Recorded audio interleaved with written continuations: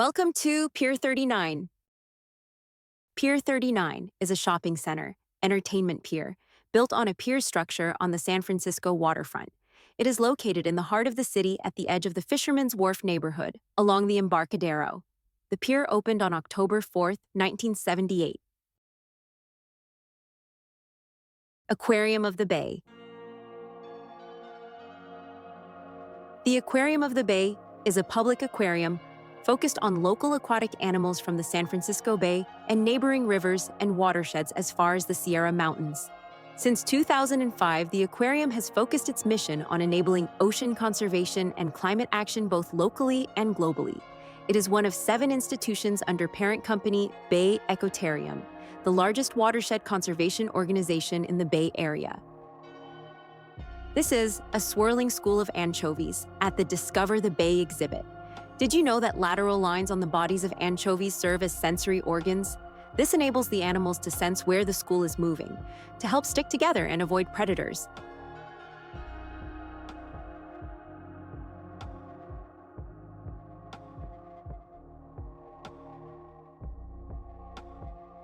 This is a moray eel.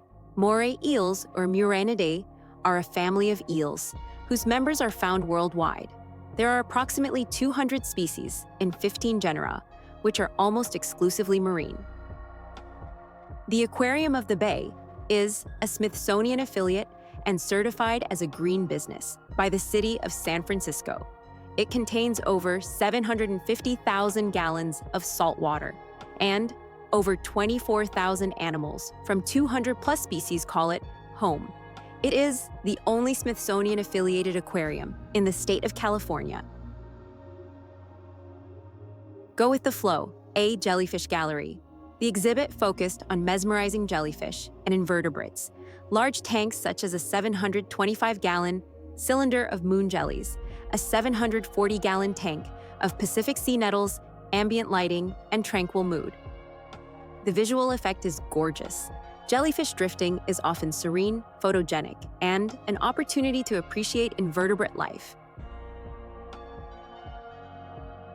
Nearshore Waters, the Nearshore Waters Tunnel, is one of the 2 main underwater tunnel experiences at Aquarium of the Bay. This tunnel simulates the shallow, sunlit waters close to shore, where many marine species thrive. We walked through a transparent acrylic tunnel with fish swimming beside and above you. We are in Under the Bay exhibit, also called the Tunnel Galleries. It is 300 feet of acrylic tunnels with about 350,000 gallons of filtered San Francisco Bay water. Did you know that the majority of San Francisco Bay is between 10 to 15 feet deep? Common species here include leopard sharks, graceful spotted sharks often gliding close to the bottom, bat rays and skates, slow wing-like swimmers that often settle into the sand, anchovies, silvery schools that shimmer in large coordinated movements, rockfish, colorful and diverse, from orange to speckled varieties, flounders and halibut, flatfish that blend with the seafloor, surf perches and sea bass, common nearshore dwellers, sea stars and anemones on rocky decorations around the base.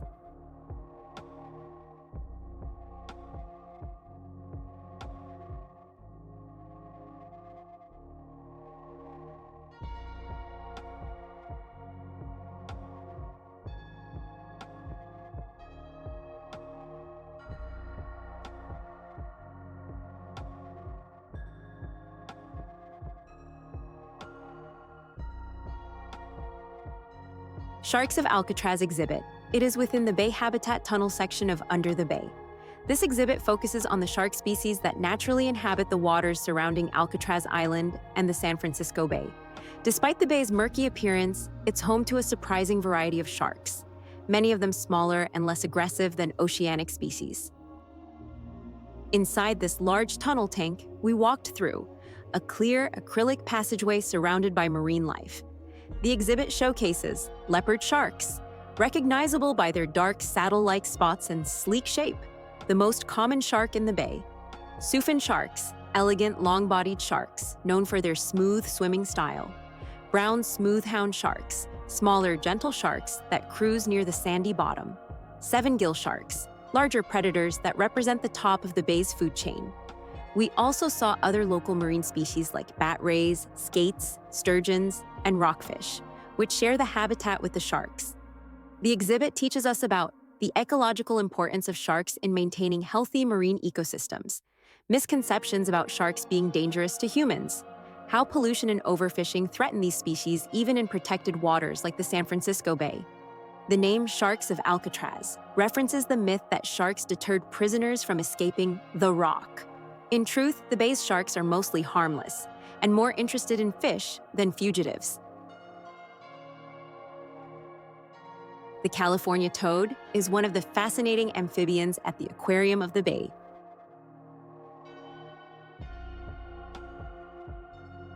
Touch the Bay.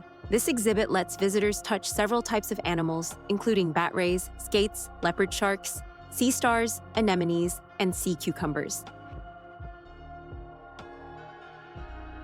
Blue-tongued skink. The blue-tongued skink is a large, slow-moving lizard known for its brilliant blue tongue, which it displays as a defense mechanism to startle predators. Key characteristics are smooth, shiny scales with bands of tan, brown, and gray, short legs and a long, sturdy body, more like a snake with limbs. A vivid blue tongue, which contrasts sharply with its pink mouth. Eats a varied diet of fruits, vegetables, insects, and small animals, omnivorous. When threatened, the blue-tongued skink will hiss, puff up its body, and stick out its blue tongue, mimicking the warning display of a snake.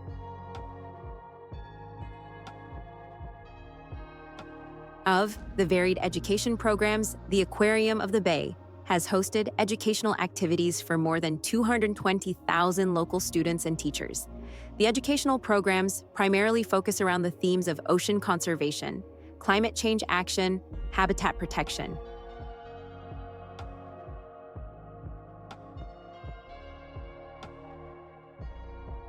Ride the Flyer, a family adventure. Ride the Flyer. It's an exciting flying theater experience that lets you soar over iconic California landmarks. From the Golden Gate Bridge to Yosemite, Big Sur, Napa Valley, and other breathtaking locations. Sit in motion seats that lift, dip, and glide, synchronized with a massive 50-foot curved screen and surround sound, creating the illusion of real flight. It lasts approximately 7 to 8 minutes, including pre-show. Excited? Yeah. Special effects include wind and mist, scents of pine forests and ocean air, realistic motion that mimics flying, diving, and swooping. It's similar in style to Disney's Soarin' Around the World, but with a California twist and local landmarks featured prominently.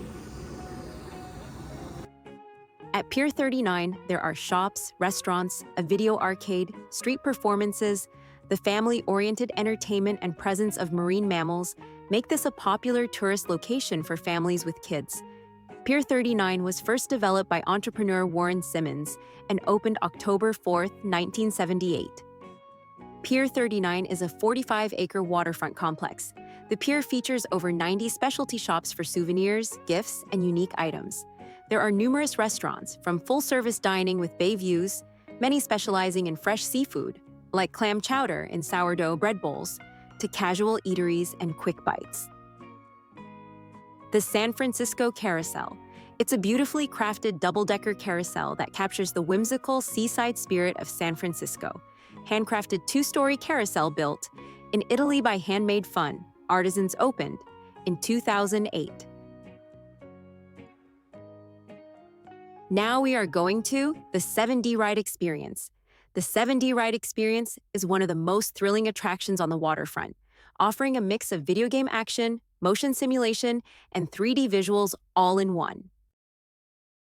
What 7D means? 7D stands for 7 dimensions of immersion, combining 1 is for the 3D visuals, high-definition graphics viewed with 3D glasses. 2 is for the motion seats, move in sync with the on-screen action. 3 is for the wind and lighting effects, add realism. 4 is for the interactive laser blasters, shoot at on-screen targets. 5 is for the score tracking, compete against other riders. 6 is for the sound effects, surround sound enhances the experience. 7 is for the Story immersion, cinematic narratives that pull you in. It's part ride, part video game, and part movie, where you're the hero. The 7D ride experience rotates through several interactive adventures, such as Zombies. Battle your way through a post-apocalyptic city. Los Banditos, a Wild West shootout with robotic outlaws. Gigamon, fight giant monsters attacking a city, kaiju-style. Road Fighters, race and battle futuristic vehicles. Every show is competitive, meaning you can see your score on screen and challenge your friends or family. Did you see that? Look at my score. It's twice the score of Fiona. 52,600. Fiona's at 25,800. Oh, you twice what Kiki did. Kiki, what happened? Okay, I get to go. That was it. That was very fun. Sea Lions Bay Views. This is the Open Heart sculpture. This sculpture is part of the Hearts in San Francisco collection, an annual public art project that benefits the San Francisco General Hospital Foundation. The Open Heart sculpture was created by artist Patrick Dentino. Look at all the rocks. You know how they call us? Those are friendship rocks. While the city of San Francisco does not officially endorse love locks on public structures due to safety and maintenance concerns, visitors often place them on certain railings at Pier 39, typically near the water with views of Alcatraz. These playful, noisy, and charismatic animals have been entertaining visitors since the late 1980s. The sea lions first arrived at Pier 39's K-Dock shortly after the 1989 Loma Prieta earthquake. Initially, there were just a few, but as time went on, hundreds made the marina their new home. The harbor staff decided to let them stay, and the dock was officially dedicated to them. Their numbers fluctuate with the seasons, sometimes dozens, other times over 1,000, especially in winter.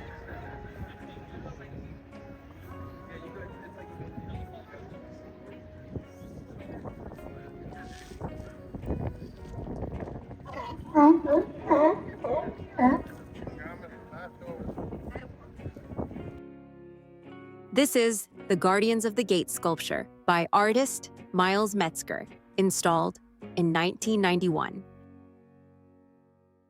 The Hard Rock Cafe is a rock and roll themed chain serving burgers and American classics in a high energy atmosphere, featuring iconic music memorabilia,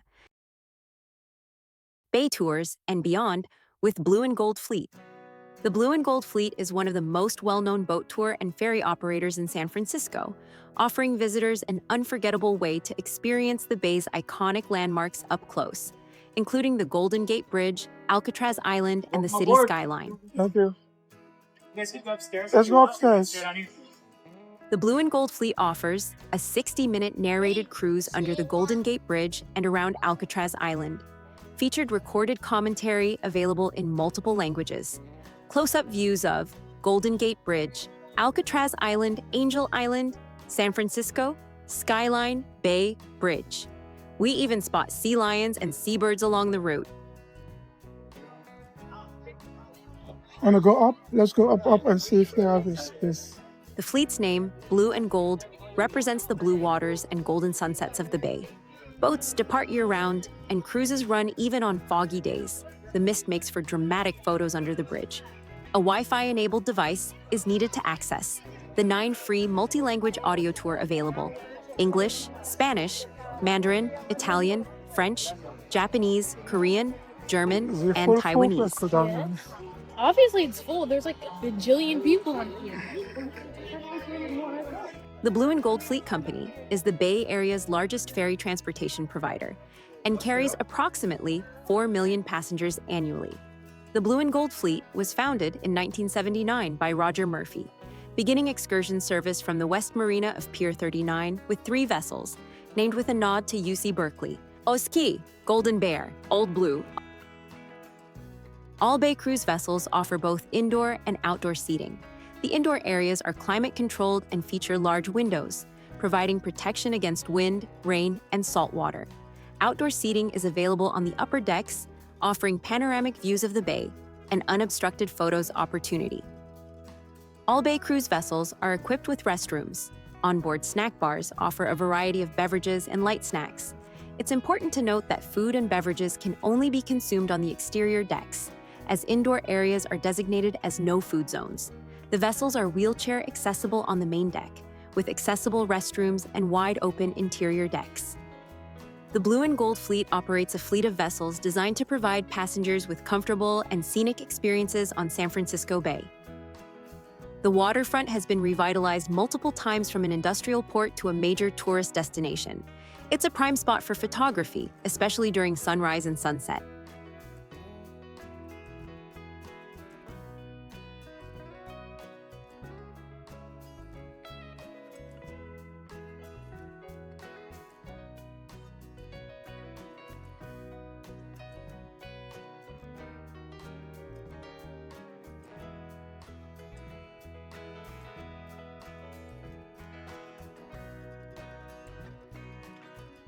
This is a San Francisco water taxi. It is a convenient and scenic way to navigate the city's waterfront and bay area. Water taxis provide quick access between piers without the traffic congestion of city streets.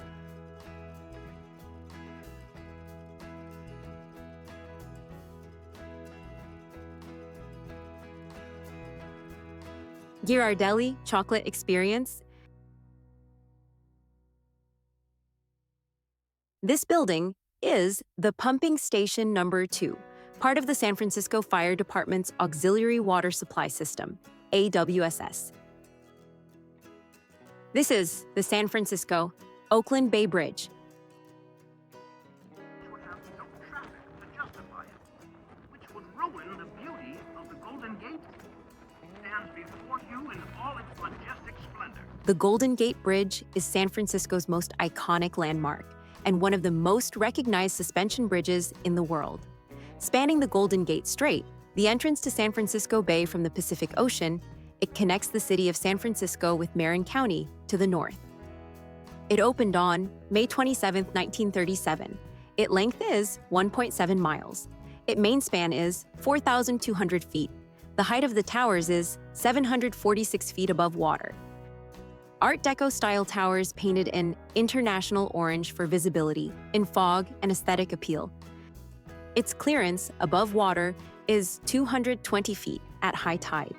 The two main cables are each over 3 feet in diameter and composed of 27,572 individual wires. The total wire length could wrap around the Earth over 3 times. Roadway, 6 lanes of vehicle traffic, can be adjusted for traffic flow, plus walkways for pedestrians and cyclists. Lighting, iconic lighting at night enhances its silhouette against the bay. At the time of its opening in 1937, the Golden Gate Bridge was the longest suspension bridge in the world. It was built during the Great Depression, providing employment for hundreds of workers. Widely regarded as an engineering marvel due to its length, depth of towers, and the strong currents and winds in the Golden Gate Strait. The fog is a signature feature. The bridge is often shrouded in thick fog, giving dramatic photo opportunities. International orange was chosen because it complements the natural surroundings while maintaining high visibility. More than 10 million vehicles cross the bridge annually. The fog around the Golden Gate Bridge is a mysterious natural phenomenon, so iconic that it even has its own name and personality, Carl the Fog. The fog is formed because of a unique mix of geography and weather patterns. Cold Pacific Ocean water meets the warm air from California's inland valleys. The temperature difference causes the moisture in the warm air to condense into fog. The Golden Gate Strait acts like a funnel, drawing the fog inland, right where the bridge stands. The idea of a fixed link between San Francisco and Marin had gained increasing popularity during the late 19th century, but it was not until the early 20th century that such a link became feasible. Joseph Strauss served as chief engineer for the project, with Leon Moisseiff, Irving Morrow, and Charles Ellis, making significant contributions to its design. Construction started on January 5, 1933, and took 4 years to be completed. Joseph Strauss insisted on a first-of-its-kind safety net strung beneath the bridge. It saved the lives of 19 workers during construction, who called themselves the Halfway to Hell Club. The other bridge, or the San Francisco-Oakland Bay Bridge, commonly referred to as the Bay Bridge, is a complex of bridges, part of Interstate 80. It carries about 260,000 vehicles a day on its 2 decks. Here is Alcatraz. Alcatraz Island, often called the Rock, is one of San Francisco Bay's most famous and intriguing landmarks. It combines natural beauty, dramatic history, and mysterious legends, making it a must-visit stop along the San Francisco waterfront and a highlight on blue and gold Fleet Bay cruises. Alcatraz Island is a small island, about 22 acres, located 1.25 miles offshore from San Francisco. It's one of the most popular tourist attractions in the United States and is part of the Golden Gate National Recreation Area, managed by U.S. National Park Service. It is most famous for housing the Alcatraz Federal Penitentiary, a maximum security, minimum privilege prison that operated from 1934 to 1963. It was designed to hold the most incorrigible inmates, including notorious criminals like Robert Stroud, the Birdman of Alcatraz, Al Capone, and George Machine Gun Kelly. The prison's isolation and the frigid, strong currents of the bay made escape nearly impossible. After the federal prison closed in 1963, a group of Native American activists, known as Indians of All Tribes, occupied the island for 19 months, from 1969 to 1971, to protest federal policies and claim the island for a cultural center and museum. This event was a significant milestone in the Native American civil rights movement. Alcatraz Island was originally developed as a U.S. Army fortress to protect San Francisco Bay after the gold rush. Before becoming a federal prison, the island served as a military fortification, Fort Alcatraz, and a military prison from the mid-19th century until 1933. It housed Civil War prisoners of war and later military prisoners. The federal prison was closed in 1963 due to high operating costs and deteriorating infrastructure. The island is also the site of the first operational lighthouse on the west coast of the United States. Today, Alcatraz is open to the public for tours, which include the famous Cell House audio tour, narrated by former inmates and correctional officers. It welcomes over 1.5 million visitors per year for tours and educational programs. Tickets often sell out well in advance. It must be purchased through the official and only ferry service provider, Alcatraz City Cruises. It can be booked online, over the phone, or occasionally in person at Pier 33 Alcatraz Landing. Tour options typically include day tour, the most popular option, including the round-trip ferry and the self-guided Cell House audio tour.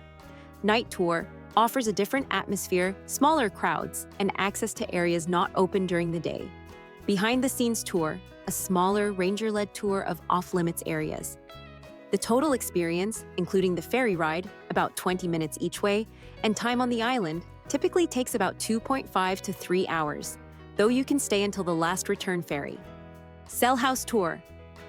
Walk through prison blocks, solitary confinement cells, and the warden's office with an award-winning audio tour narrated by former inmates and guards. Recreation yard. The open-air yard where prisoners saw the San Francisco skyline. A haunting reminder of freedom so close, yet out of reach. Warden's house and lighthouse. The island's oldest structures, with panoramic bay views. Gardens of Alcatraz, restored by volunteers, now home to flowers, birds, and greenery amid ruins. Exhibits on Native American history and escape attempts. There were 14 escape attempts involving 36 inmates, none confirmed successful, though the 1962 escape by Frank Morris and the Anglin brothers remains a mystery. Alcatraz's nickname, The Rock, comes from its barren appearance and isolated location.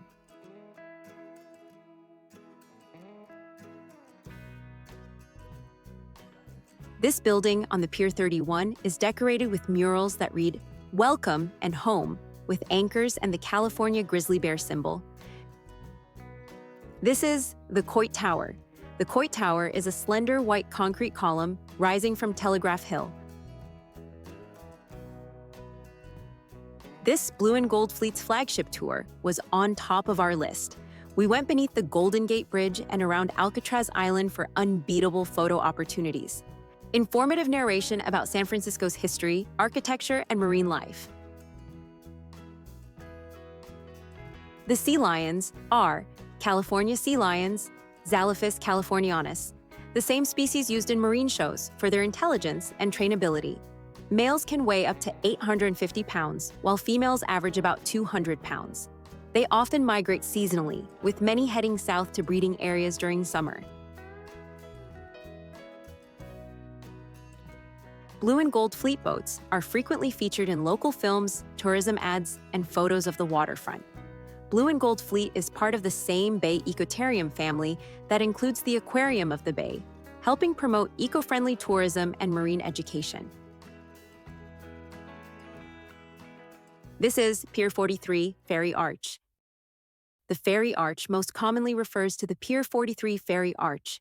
It's a historic structure built in 1914 as part of the Belt Railroad ferry terminal. Its primary function was to load and unload entire rail cars onto ferries. This allowed train freight to cross the San Francisco Bay, providing a vital commercial link to the North Bay, like Marin County, before the Golden Gate Bridge and Bay Bridge existed. The structure includes a decorated hoisting tower known as a head house. After the major bridges were completed, Bay Bridge in 1936, Golden Gate in 1937, the need for railcar ferries declined, and the pier was eventually abandoned for decades. The arch is a designated San Francisco point of historical interest and a key feature of the Port of San Francisco Embarcadero Historic District, standing as a monument to the city's rich maritime past. SkyStar Wheel at Fisherman's Wharf. The SkyStar Wheel is San Francisco's giant observation wheel. The SkyStar observation wheel was originally installed in Golden Gate Park in 2020 to celebrate the park's 150th anniversary. It was meant to be a temporary attraction, but locals and visitors loved it so much that it found a new permanent home at Fisherman's Wharf, making it part of the vibrant waterfront attractions. The SkyStar stands 150 feet tall, roughly 15 stories high. Each of the 36 gondolas is fully enclosed, climate-controlled, and has large glass windows for clear, panoramic views. The cabins are quiet and smooth, making it easy to take photos or simply enjoy the view. A full ride takes about 9 to 12 minutes, often completing 3 to 4 slow rotations. Best time to ride daytime, great for clear visibility. See details of the bay, boats, and Alcatraz. Sunset, the most magical. The sky glows orange and pink over the bay. Nighttime, the wheel lights up in brilliant LED colors and the city sparkles beneath. For many, twilight is the perfect time to get both daylight views and the night lights. It's often part of seasonal events like holiday light shows or New Year's Eve celebrations on the waterfront. The SkyStar was built by Skyview Partners, the same company behind similar observation wheels around the U.S.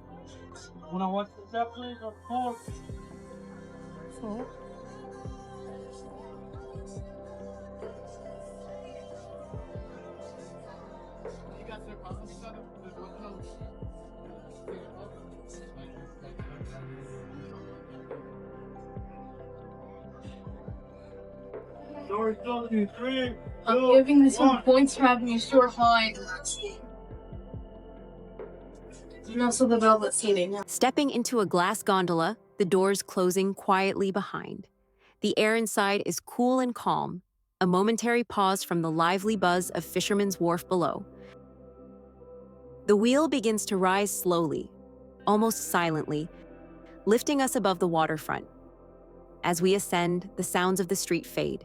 The chatter of tourists, the distant bark of the sea lions, and the hum of the blue and gold fleet boats departing from the pier. Below, the Pier 43 Ferry Arch and the wooden docks grow smaller, framed by glimmering reflections on the bay. It's like hot. Which means it changes depending on the weather.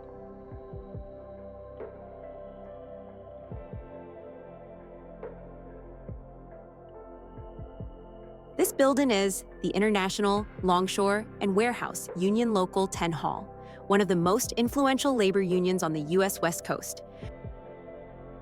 Halfway up, the view widens. We can see the rooftops of Pier 39, the bright carousel spinning, and the Bay Bridge stretching gracefully into the distance.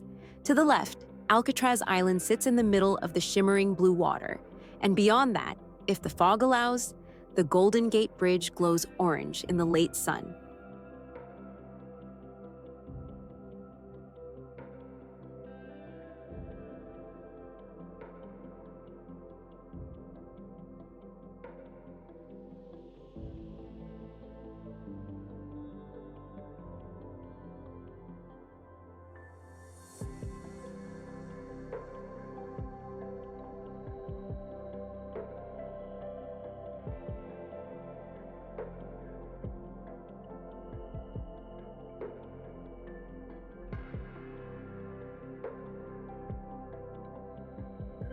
I'm pretty sure we're at the top right now. Yeah, Now we're going down. not yet. We are at the top. At the very top, time seems to pause. The city unfolds before us. Coit Tower, rising from Telegraph Hill, the downtown skyline, gleaming, the Transamerica Pyramid, catching the light. The ocean breeze gently rocks the gondola, and for a moment we feel like floating above all of San Francisco.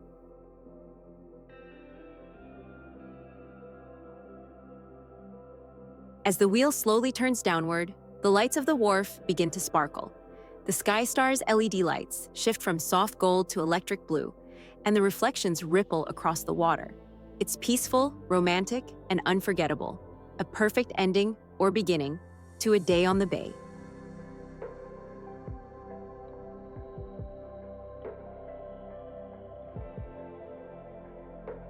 I bet you never been to Belgium. No, I've never been to Belgium. Yeah.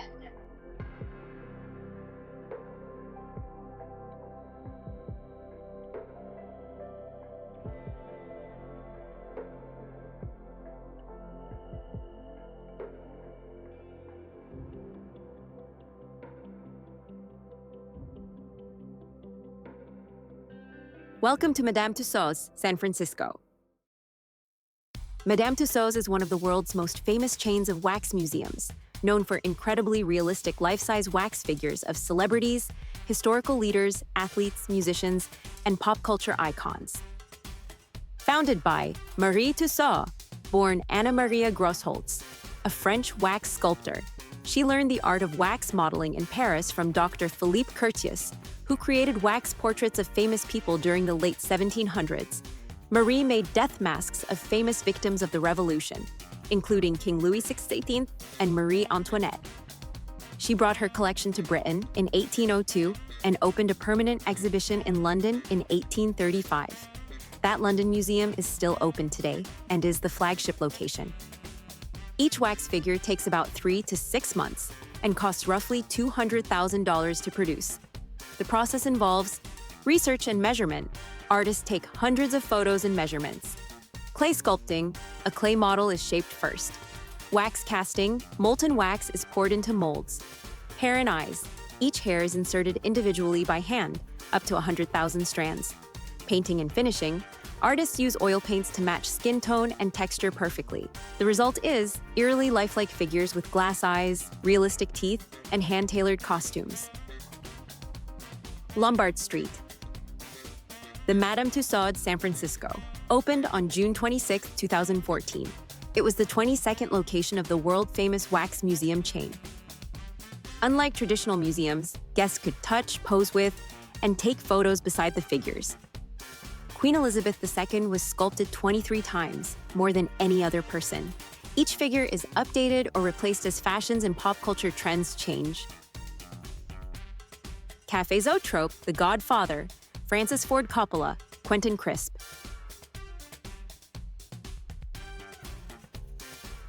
Janis Joplin.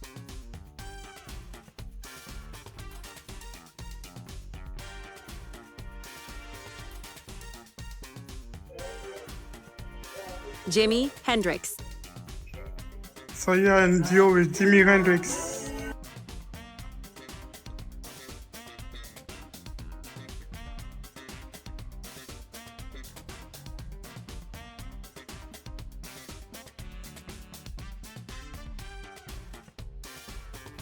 Jerry Garcia, Jackie Chan, Edwin Lee. The legs of Haight Street.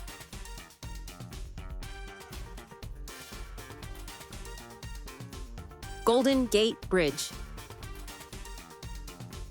The Coit Tower.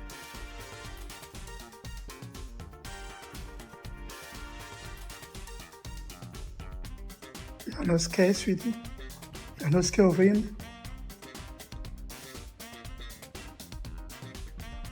John Sutter.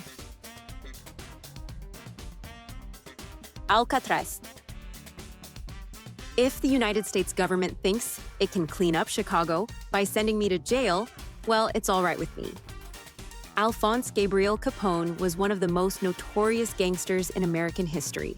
Al Capone, also known as Scarface, is America's most famous gangster and later became one of Alcatraz's most notorious inmates. During his time at Alcatraz, Capone played the banjo in a prison band, and legend says his banjo-strumming ghost still haunts his cell today. Capone was allegedly responsible for hundreds of murders and violent crimes. He was eventually imprisoned for tax evasion, born Alphonse Gabriel Capone on January 17, 1800 in Brooklyn, New York. Died January 25, 1947 in Florida.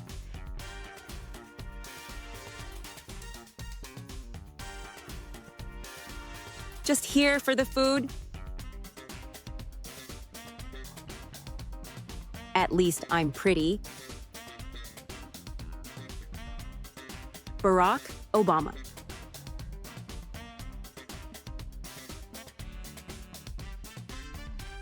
Benjamin Franklin.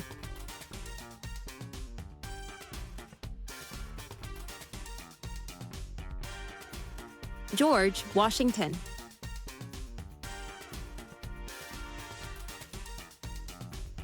Abraham Lincoln.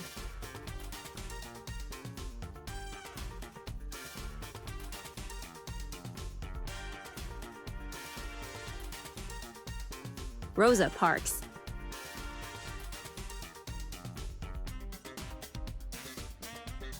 Dalai Lama.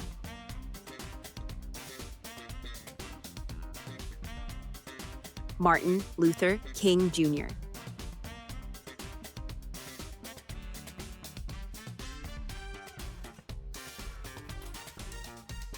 Vice President Kamala Harris. President Joe Biden. Future President Kiana Yonga.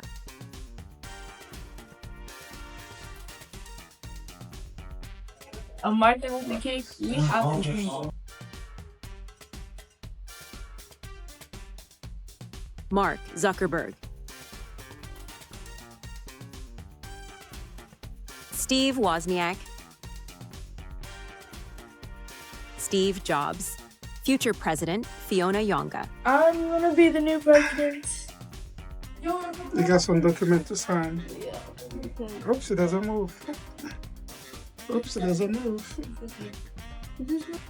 Neil Patrick Harris wax figure in process.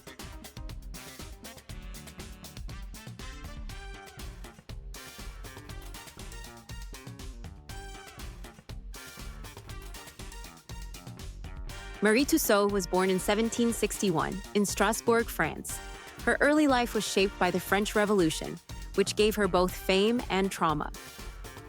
During the Revolution, she was ordered to make death masks of executed nobles and revolutionaries, including Louis XVI, Marie Antoinette, and Robespierre. These grim tasks honed her uncanny skill in capturing lifelike detail.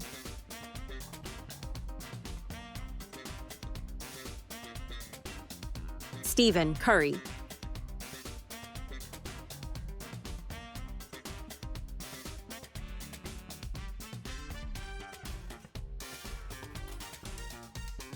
Jeremy Lin.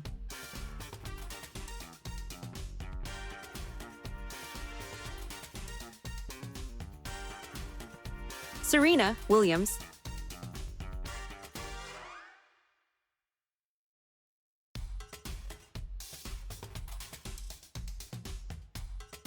Billie Jean King versus Serena Williams.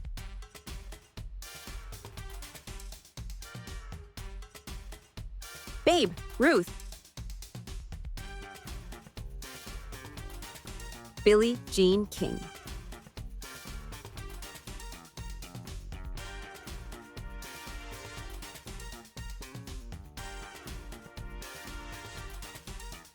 Gabby Douglas.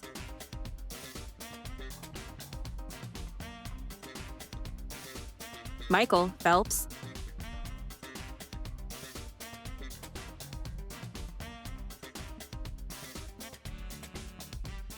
Muhammad Ali.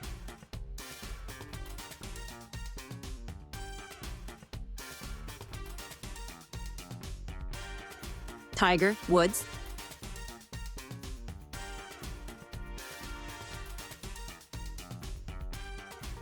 Joe Montana.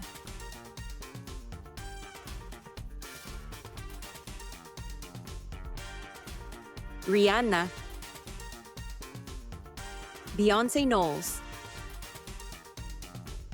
Elton John. Sam Smith. Adele.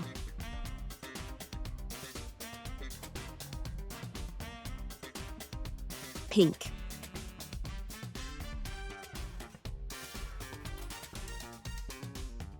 Lady Gaga. Madonna.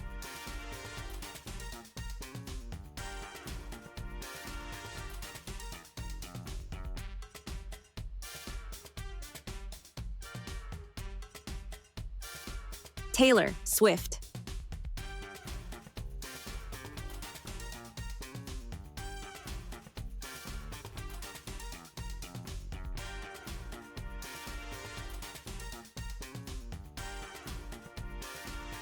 Bob Marley.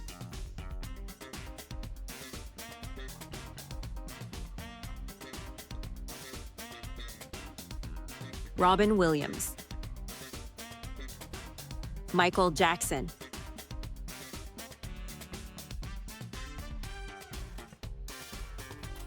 Tupac Shakur.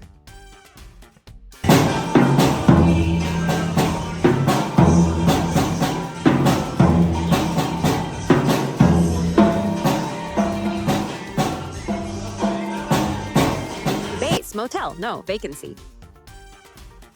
Step in the tub.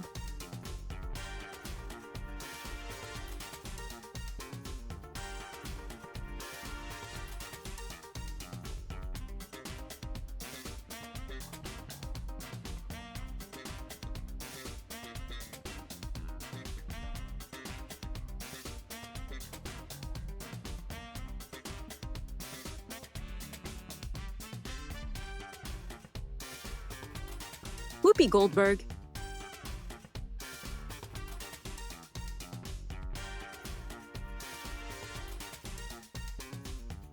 Marilyn Monroe.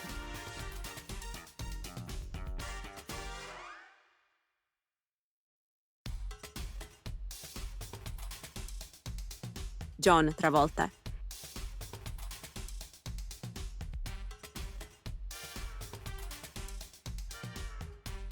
Elvis Presley. Hey, two. Steven Spielberg. Take one. Wait. Again. Take one. Action.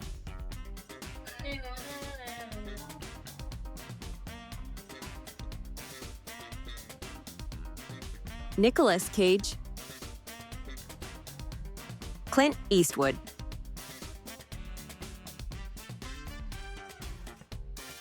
Bruce Lee.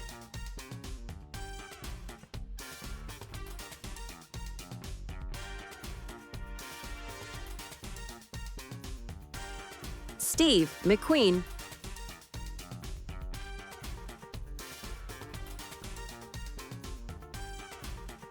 Leonardo DiCaprio. Anne Hathaway.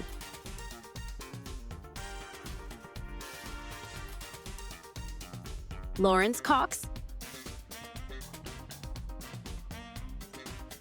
Johnny Depp. Morgan Freeman. Zendaya. Peter Dinklage. Neil Patrick Harris. Christian Bale, Robert Pattinson,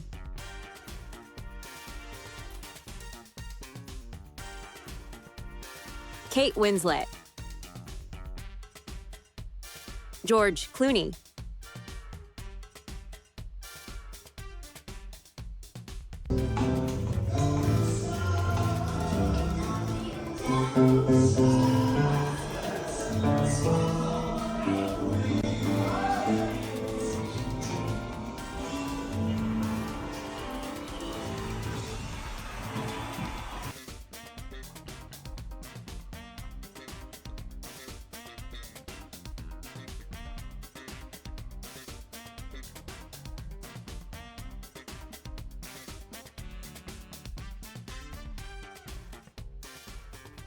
Ripley's Believe It or Not.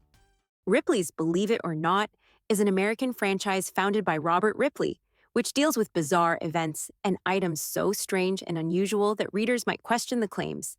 Originally a newspaper panel, the Believe It or Not feature proved popular and was later adapted into a wide variety of formats, including radio, film, television, comic books, a chain of museums, and a book series. The Ripley collection includes 20,000 photographs, 30,000 artifacts, and more than 100,000 cartoon panels. With 80-plus attractions, the Orlando, Florida-based Ripley Entertainment Incorporated, a division of the Jim Pattison Group, hosts more than 12 million guests annually. Ripley Entertainment's publishing and broadcast divisions oversee a number of projects, including the syndicated TV series, the newspaper cartoon panel, books, posters, and games.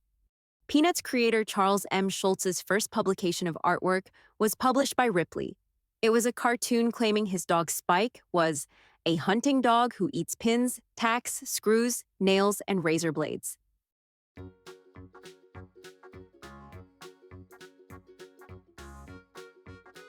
The Fisherman's Wharf of San Francisco.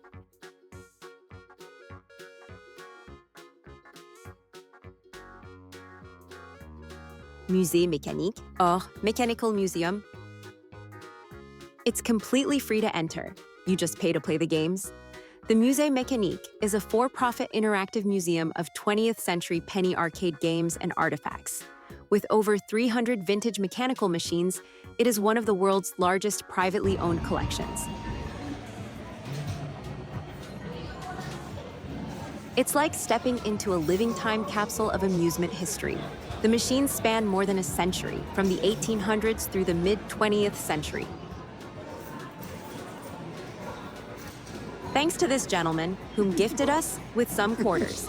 Said they weren't playing anymore, so we get free quarters. Oh, can I have it? No, let me have all of it. Okay, pick up 5. The museum's original owner, Ed Zielinski, began collecting at age 11. His games were exhibited in the 1920s at Playland. In 1972, Playland closed, and Musée Mécanique became a part of the Golden Gate National Recreation Area. The museum moved into the basement of Cliff House in 1972, just a few blocks north and across the Great Highway from the Playland site. Zielinski's son, Dan Zielinski, took a temporary job in the 1970s maintaining the collection. The museum was featured in the 2001 film The Princess Diaries and in a 2011 episode of the Japanese television show Game Center CX. In 2002, when renovations to the Cliff House had begun, the National Park Service announced plans to relocate the Musée Mécanique temporarily to Fisherman's Wharf. A portion of the $14 million renovation was devoted to moving the museum, with support from the National Park Service, the Golden Gate National Recreation Area, and museum owner Ed Zielinski. The machines require constant maintenance, and some have undergone major restorations. More than 100,000 visitors a year visit the museum. Admittance is free, but visitors must pay to use each game. In 2011, U.S. News & World Report called the Musée Mécanique one of the top 3 things to do in San Francisco. SF Weekly called it the best old school arcade for 2011. The museum has a collection of over 300 mechanical games and amusement devices including music boxes, coin-operated fortune tellers, mutoscopes, video games, love testers, player pianos, peep shows, photo booths, dioramas, and pinball machines. It displays about 200 of them at their current location. The museum has many rare and historical pieces. A large diorama of a traveling carnival with a Ferris wheel and other rides occupies its center. It also owns what is believed to be the only steam-powered motorcycle in the world, built in Sacramento in 1912. The Royal Court diorama features couples ballroom dancing and was featured in the Panama Pacific International Exposition. Laughing Sal, which has been described as famously creepy, is a 6-foot-tall laughing automaton. The museum also owns a collection of machines made of toothpicks by prisoners at San Quentin. Many machines still run on their original mechanisms: gears, pulleys, and springs, not electronics. The museum's name, Musée Mécanique, is French, meaning mechanical museum, chosen as a tribute to early European automata craftsmanship. Some exhibits are so rare that no other working examples are known to exist. Most machines cost 25 cents to 50 cents, some up to $1. Musée Mécanique isn't like a traditional museum. There are no glass cases or do not touch signs. The top 8 must-play machines at Musée Mécanique. 1. Laughing Sal Era, 1930s. Type, animatronic figure. Why play? You'll hear her before you see her. A towering, red-haired woman laughing maniacally as she rocks back and forth. Fun fact, originally from Playland at the beach, she was used to lure guests into the funhouse. Her laugh fills the whole museum, spooky and nostalgic all at once. 2. The Execution Era, early 1900s. Type, mechanical diorama. Why play? Insert a coin and witness a miniature guillotine scene, complete with moving spectators. It's macabre but historically fascinating. Fun fact, this is one of the oldest automata in the collection, a relic of Victorian fascination with the grotesque. 3. The Carnival Era, 1930s. Type, animated diorama. Why play? A beautiful, detailed carnival scene comes to life. Ferris wheels spin, rides whirl, lights flash. Fun fact, it captures the look and sound of a bygone fairground, complete with music box tunes. 4. Grandmother Predictions. Era, 1920s. Type, fortune teller, automaton. Why play? A lifelike grandmother doll inside a glass cabinet moves her head and hands while dispensing a paper fortune. Fun fact, her fortunes are often surprisingly relevant and make great souvenirs. 5. Old-time fortune teller, Madame Zita or Esmeralda. Era, 1930s, 1950s. Why play? Peer into the booth as a mystical figure reads your palm or cards. Fun fact, machines like these inspired the Zoltar Speaks fortune teller in the 1988 movie Big. 6. Orchestrion, player piano. Era, late 1800s, 1920s. Type, self-playing mechanical orchestra. Why play?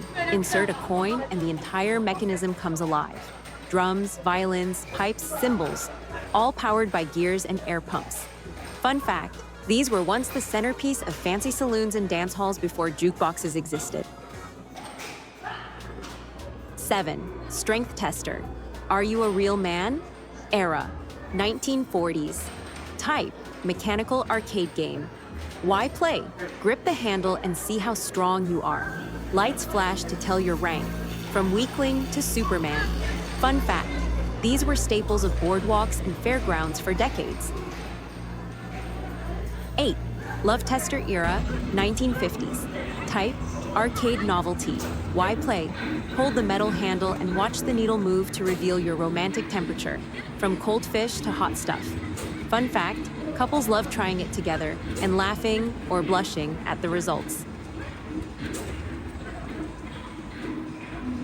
It's a rare experience where you can physically interact with over a century of gaming and mechanical entertainment history. USS Pampanito Museum and Memorial. The USS Pampanito, SS-383, is a Below-class submarine built at the Portsmouth Naval Shipyard in Kittery in the U.S. state of Maine, launched on July 12, 1943, and commissioned on November 6, 1943, She was part of the U.S. Navy's rapid expansion of submarine forces during World War II. A submarine, often shortened to sub, is a specialized watercraft capable of independent operation underwater. By naval tradition, they are usually referred to as boats, regardless of their massive size. Caution turn and face the ladder when entering. Watch your step. Grasp rail firmly. The USS Pampanito is the third U.S. Navy vessel named for the pompano fish. She completed 6 combat patrols in the Pacific between 1944 and 1945. Operating mainly in the South China Sea and off Formosa, Taiwan, she targeted Japanese shipping lanes. Pampanito sank 6 enemy ships, totaling over 27,000 tons, and damaged 4 others, an impressive record for a single submarine.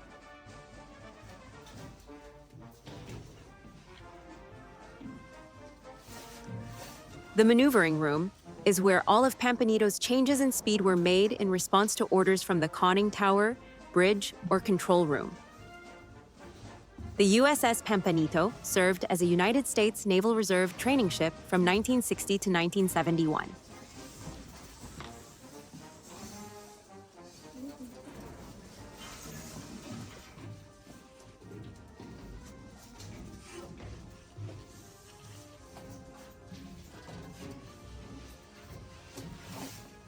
The motor room. The motors run most efficiently at high speed, but propellers operate best at moderate to slow speed. So 2 high-speed motors in a common housing are attached to each speed reduction gear. Each reduction gear, in turn, drives one of the 2 slower turning propeller shafts.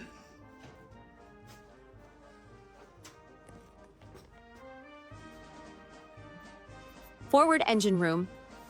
The forward engine room contains main engines number 1 and number 2 and is similar to the after engine room. However, instead of an auxiliary engine, it contains 2 fresh water stills. In the lower flat are also located fuel oil and lube oil transfer pumps. In the overhead is the air circulation blower.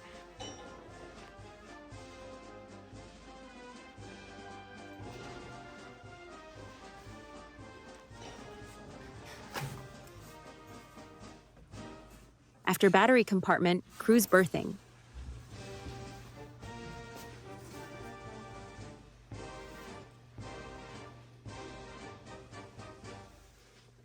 This upper level of this compartment holds 36 bunks and was the main enlisted berthing area on Pampanito. On some patrols, there were more men than bunks, which meant that some members of the crew had to hot bunk or share available bunks. One man would use the bunk while another was on duty. The normal procedure was for 3 men to use 2 bunks, so each crew member would have a chance to get closer to a full watch period of sleep all at one time. Crew's mess and galley. Cooks and bakers worked around the clock to feed the men. Because of the cramped quarters, hard and dangerous work, stifling temperatures, and long hours, the Navy provided submarine crews with the best food available in the military. All the food for all 80 men was prepared in this small galley. Radio room. The radio room is where encrypted messages were sent and received, and a radio operator was always on watch when the ship was on or near the surface. Control room. The control room is the center of the submarine, both physically and operationally. Find the panel of red and green lights on the port, or left, side of the room. This is the hull opening indicator panel, nicknamed the Christmas tree. Each hatch, ballast tank vent, engine vent, or exhaust, and other opening to the sea on the boat has a red light to indicate that it is open and a green light to indicate it is shut. The boat is not safe to dive until all the lights are green. Forward battery compartment. The forward battery was also known as officers' country. The officers worked, ate, and slept in this area. The most senior enlisted men, chief petty officers, also berthed in this compartment, but they ate in the crew's mess. Below this compartment is another battery compartment, like the one located under the crew's living space. Forward torpedo room. This compartment was the sleeping quarters for about 14 crewmen, who shared the space with 16 torpedoes, 6 in the tubes and 10 reloads. The torpedo tubes in the bow of the boat were always loaded and ready to fire. Located between the tubes is the gyro angle setter. This device took the input from the torpedo data computer in the conning tower and continuously set the gyro angle in the torpedoes. The depth and speed of the torpedo were set by hand, on orders given by telephone from the conning tower. The story of the submarine and its crew gives a very concrete glimpse of what submarine service in World War II meant: the tight quarters, the long patrols, the danger. The USS Pampanito. It serves as both a museum and a memorial to the silent service, honoring the U.S. Navy's submarine operations and the sailors who served. Because it's preserved largely in its wartime configuration, it offers authenticity. The interior, compartments, torpedo room, bunks all reflect the era. Conning Tower. The conning tower was primarily the attack and navigation center of the boat and the commanding officer's battle station. The conning tower is the smallest compartment on the submarine, only 8 feet in diameter and 17 feet long. Tracking a target and maneuvering into attack position could take several hours. During this time, there could be as many as 10 men at their battle stations. The submarine, forced during World War II, had a high casualty rate, and this boat stands in memory of that service. The Silent Service is a common nickname for the submarine arm. A museum ship like this offers a tangible, immersive educational experience, not just reading about history, but walking through it. What is sourdough? Ever since 1849, we have been baking San Francisco sourdough, according to the Boudin family's time-honored methods. Our secret? The mother dough, an ancient method of making bread, rise using only the wild yeast present in the local environment, caught from the air, and cultivated with mixture of water and flour. Surviving only in our fog-cooled climate, our mother dough imparts a flavor and texture, unlike any other bread in the world. Hashtag Boudin Bakery. Hello, Chinatown. Golden Gate Fortune Cookie Factory. The Golden Gate Fortune Cookie Factory is a small, still-working cookie factory and shop in the heart of Chinatown. It was founded in 1962. It's one of the few remaining factories where fortune cookies are still handmade, or at least using older machines and manual work, right in a small alley in Chinatown. We watch the process live. Workers baking the flat cookie discs, inserting the fortunes, folding them while hot, then packaging. It connects to interesting history. While the modern fortune cookie is not from China, the location and process link into the broader cultural story of Chinese-American food heritage in San Francisco. It is a tiny shop with shelves of different-sized bags, boxes of fortune cookies, including classic flavored, chocolate, green tea, strawberry, and flat coin-shaped cookies. Free samples were given. There is also an option to customize fortunes in some cases, for events, messages, etc. Jido Mart. The Jido Mart is described as a small arcade, jar, claw machine, and capsule toy shop, sometimes called a gachapon shop, plush toys as prizes, and machine tokens.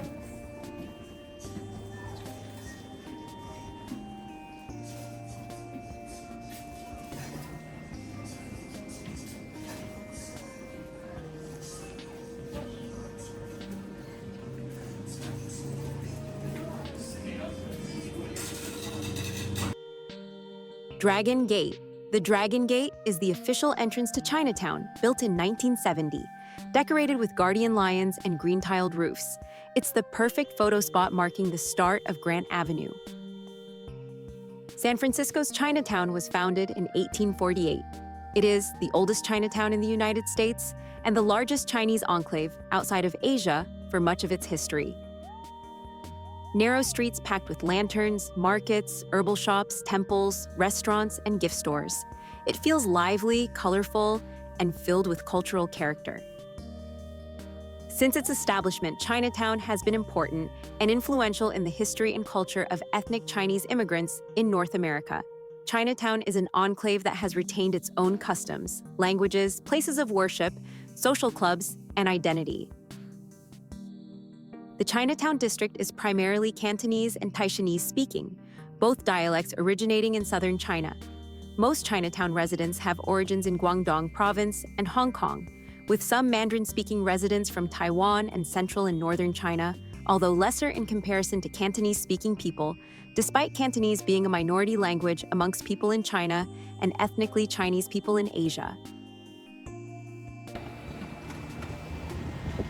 Our first glimpse of Waymo, the self-drive rideshare company.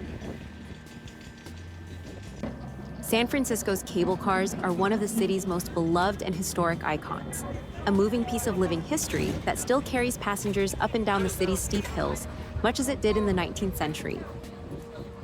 Invented in 1873 by Andrew Halliday, inspired after seeing horses struggle to pull streetcars up San Francisco's steep slopes. World's last manually operated cable car system still in operation. Once there were 23 lines across the city. Today, only 3 remain, saved from demolition in the 1940s, 50s by strong public support and advocacy led by Friedel Klussmann. The 3 remaining lines are Powell Hyde Line, Powell Mason Line, California Street Line. The fares is $8 per ride, one way. It is free for children under 4, but must ride on an adult's lap. Dior, formerly Christian Dior, is a highly renowned French multinational luxury goods company. The founder is Christian Dior, founded on December 16, 1946, at 30 Avenue Montaigne, Paris, France. Fendi is an iconic Italian luxury fashion house founded by Adele and Edoardo Fendi in 1925 in Rome, Italy. Cartier, founded in 1847 in Paris, France, by Louis-François Cartier. Burberry is an iconic British luxury fashion house. Burberry was founded in 1856 in Basingstoke, England by Thomas Burberry. Ferragamo is a celebrated Italian luxury brand. The company was founded by Salvatore Ferragamo in 1927 in Florence, Italy. Zara is a Spanish multinational company founded Amancio Ortega and Rosalia Mera in 1975 in A Coruña, Spain. Breitling is a prestigious Swiss luxury watchmaker. Breitling was founded in 1884 by Leon Breitling in Saint-Imier, Switzerland. Nike, founded by Phil Knight on January 25, 1964. Macy's is an iconic American department store chain founded in 1858 in New York City by Roland Hussey Macy. Moncler is a highly recognized Italian luxury fashion house. The brand was founded in 1952 by René Ramillon and André Vincent. Bulgari is an Italian luxury brand founded in 1884 in Rome, Italy, by Sotirio Bulgari. Neiman Marcus is a legendary American luxury department store chain founded in 1907 in Dallas, Texas, by Carrie Marcus Neiman, her brother Herbert Marcus Sr., and her husband A.L. Neiman. Transamerica Pyramid. The Transamerica Pyramid is one of the most recognizable and beloved landmarks on the San Francisco skyline, famous for its distinctive, four-sided pyramidal shape. It was the tallest building in San Francisco, from its completion in 1972 until it was surpassed by the Salesforce Tower in 2018. It is now the second tallest skyscraper in the city. The building's pyramid shape was designed to allow more natural light to reach the streets below, a key idea from architect William Pereira. Its narrow spire gives it a futuristic appearance and distinguishes it from traditional skyscrapers. The facade is covered with white quartz aggregate, giving it a shimmering look that changes with the sunlight. 2 wings extend from the main structure. One houses an elevator shaft, and the other contains stairwells and mechanical systems. The tip of the spire is illuminated at night, making it visible from across the bay. The building is 48 stories. It is 853 feet tall. Inside the lobby is the Transamerica Redwood Park, a small urban oasis with redwood trees and sculptures, designed to echo California's natural beauty.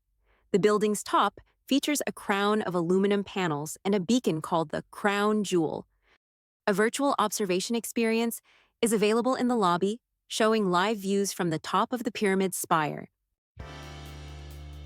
We are here enjoying the city view on top of a double-decker big bus tours.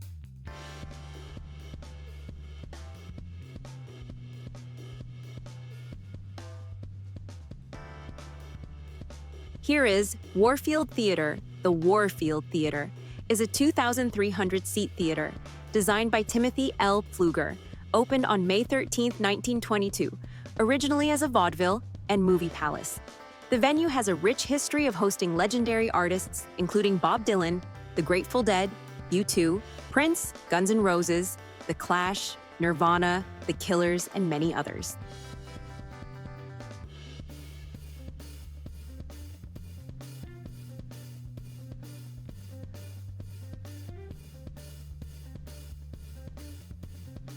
The Orpheum Theater is a 2,200-seat theater.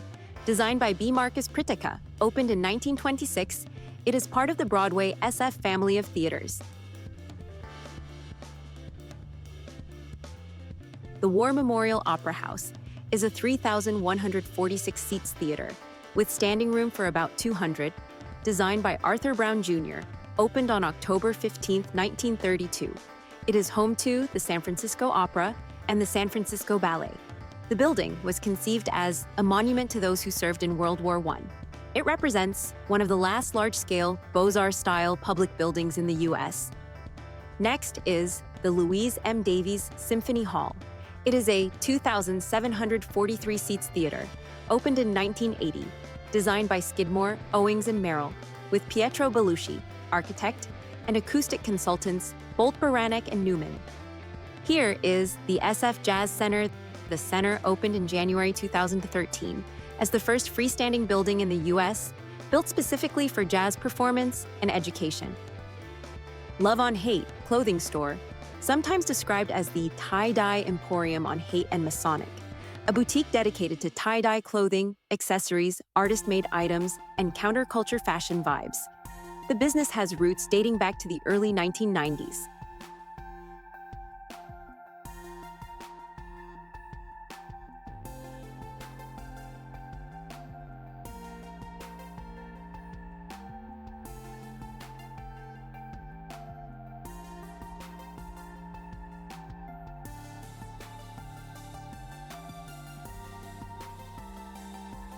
The Piedmont Boutique on Haight Street, a costume store, The Store, is famous for a large art installation, a pair of giant legs wearing fishnet stockings and red high heels, sticking out of a second-floor window above the storefront.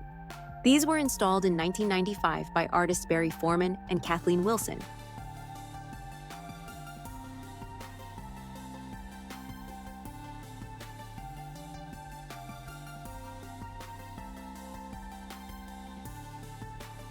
The term Jimi Hendrix Red House generally refers to an apartment building in the Haight-Ashbury district that is heavily associated with the legendary guitarist's time in San Francisco.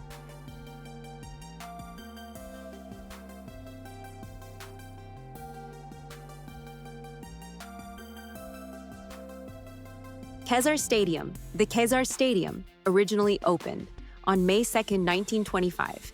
Its current seating capacity is approximately 10,000 seats. The stadium was built with a donation of $100,000 from the estate of Mary Kezar and $200,000 from the city and county of San Francisco. It became the home of the San Francisco 49ers from their founding in 1946 until 1970. Briefly hosted the Oakland Raiders for their first season in 1960. Besides football, it has hosted track and field, soccer, high school rivalry games, concerts, and cultural events. The Ghirardelli Chocolate Experience is the flagship chocolate store located in the historic Ghirardelli Square. Ghirardelli Square was the original site of the Ghirardelli Chocolate Factory, founded in 1852. Indulge in decadent ice cream creations, most notably the world-famous Hot Fudge Sundae, featuring Ghirardelli's handmade hot fudge made fresh daily. This park is called the Panhandle, often called Panhandle Park, is a narrow, tree-lined greenway, famous for being the eastern extension, or panhandle, of the much larger Golden Gate Park. The park is approximately 3/4 of a mile, 8 blocks long, and only 1 city block wide. The Panhandle contains walking and dedicated biking trails that run its full length. At the eastern end, near Baker Street, you'll find the William McKinley Memorial, a statue dedicated to the 25th U.S. President. The historic green space was originally used as an experimental garden in the 1870s to determine which plants could survive in the sandy soil before the rest of Golden Gate Park was fully developed.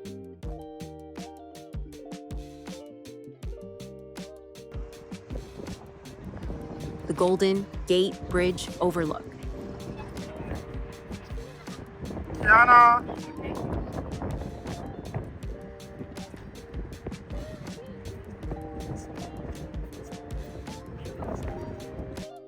The Lone Sailor statue was dedicated on April 14, 2002, on the north end of the Golden Gate Bridge.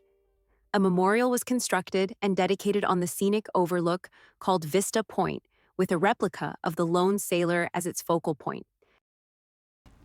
Today is our last day in San Francisco, and we're gonna try riding the self-driving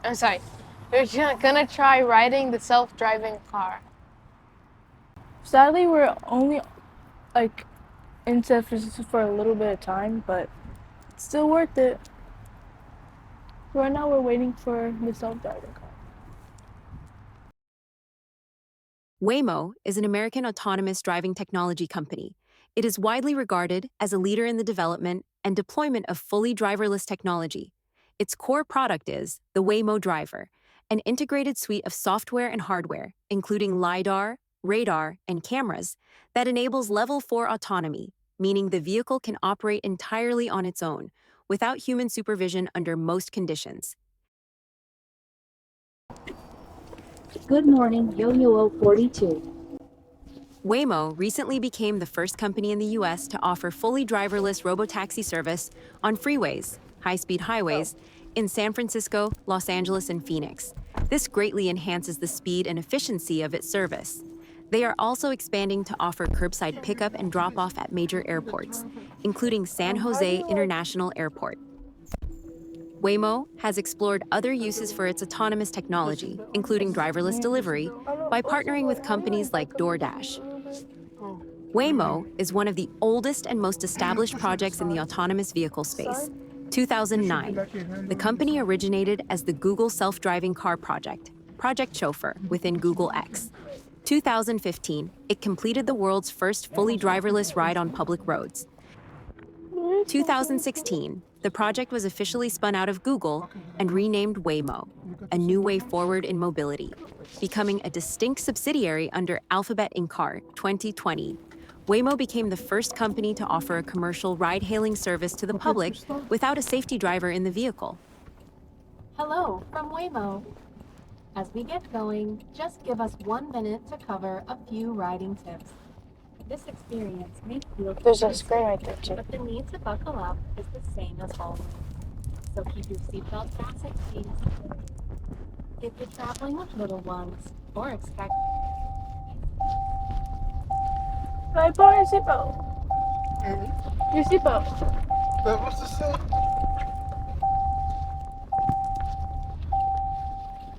Kiana, do you have your seatbelt on? Yes.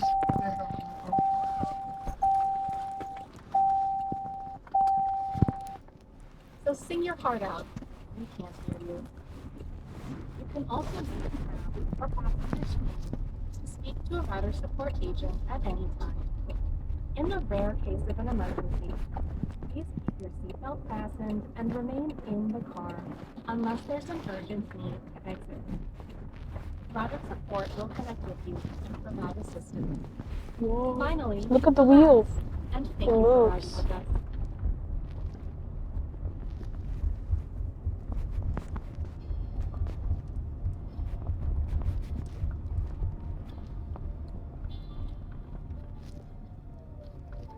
You okay, fella? Yeah. You not scared? No? I don't know. Huh? I said I don't know. You don't know? Oh, I think it's a calm ride. It is so what? I think it's a calm ride, but at first you might feel It feels unsure kind about of it. weird.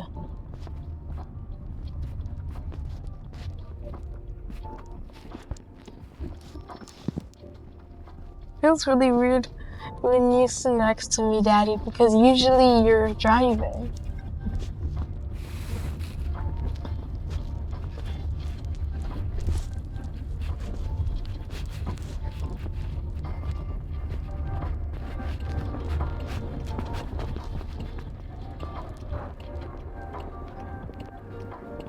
Almost to your drop-off. Check the app for walking directions. Don't forget your phone, keys, or bag. You're here. Please make sure it's clear before exiting. Okay, so we're here. What you do to open the door, you pull the door twice. Pull the door twice. The handle, yes.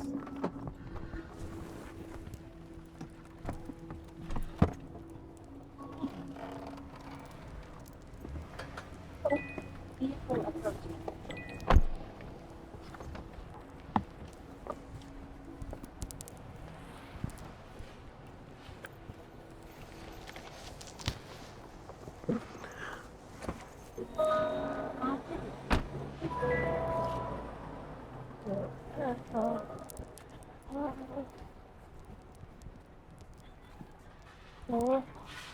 Ya, ahí está.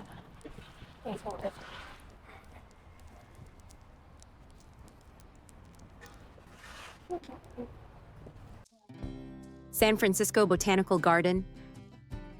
The San Francisco Botanical Garden is a beautiful 55-acre living Morning. museum located in the heart Good. of Golden Gate How Park. may I help you today?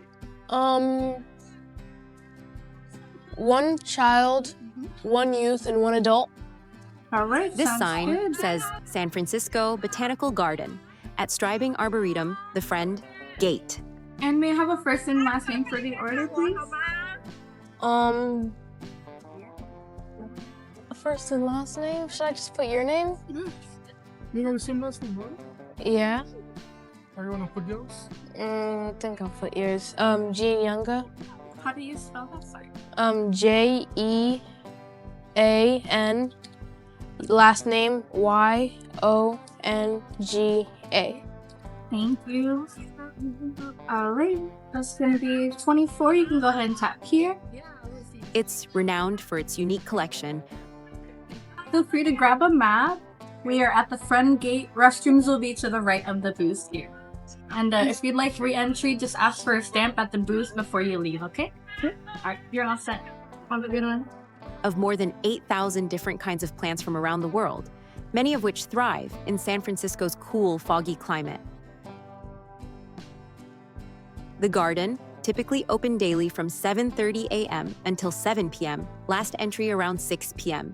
General admission fees apply for non-residents. San Francisco residents may have free, with proof of residency, or reduced entry under certain terms. Every day from 7:30 a.m. to 9 a.m., the admission is free for everyone. Also free on the second Tuesday of every month, Thanksgiving Day, Christmas Day, and New Year's Day. The Australian Garden showcases plants native to Australia, particularly those adapted to Mediterranean climates, similar to San Francisco's. Eucalyptus trees tall, aromatic trees with peeling bark and distinctive leaves, provide shade and habitat for birds and insects. Acacias, wattles, often flowering with bright yellow, fluffy blossoms. One of Australia's most iconic genera. Banksias woody shrubs, or small trees with cone-like flowers, produce nectar that attracts birds. Grevilleas known for spidery flowers and vibrant colors, often visited by hummingbirds and local wildlife. Callistemons, bottlebrush, named for their cylindrical flower spikes resembling bottle brushes. Bright red or pink flowers provide dramatic visual interest. Grass trees, Xanthorrhoea, iconic Australian natives with long spiky leaves and tall flowering spikes. Unique architectural form adds texture and interest to the garden.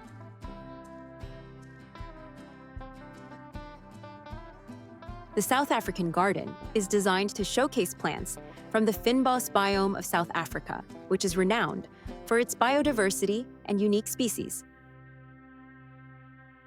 Protea's large, exotic flowers that are iconic symbols of South Africa. Bold colors and unique shapes make them a photographer's favorite.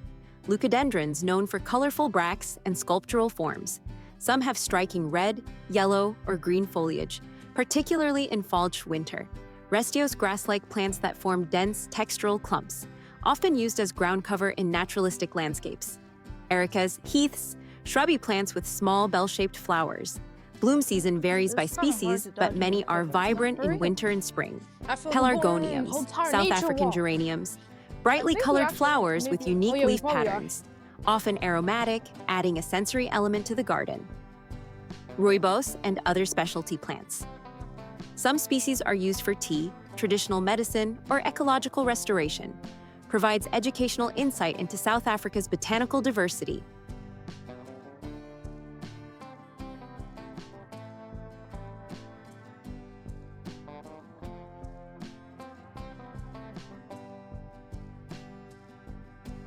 The Fountain Plaza, a visually striking water feature that adds a soothing ambiance. Benches and open spaces for relaxing, picnicking, or planning your garden walk. Convenient spot for families, groups, or solo visitors to pause. Visiting the entire garden, 55 acres, will take days. We just scratched the surface. Other garden features includes Magnolia Collection, over 100 species and cultivars. Peak bloom in late winter and spring, offering spectacular scent and color. Considered one of the largest magnolia collections in North America. New Zealand Garden includes tree ferns, flaxes, and other Southern Hemisphere plants.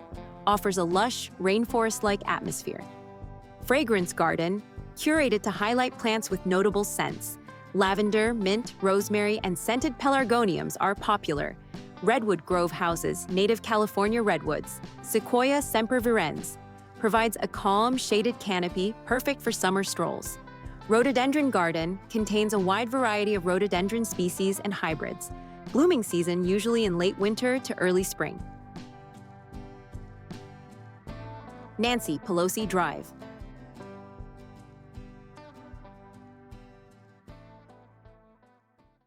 Now we're at California's Academy of Science. The California Academy of Sciences is a research institute and natural history museum. I brought some. Can I see the other ones? I'm like, they're next. Here. Thank you. And, all right, come on in.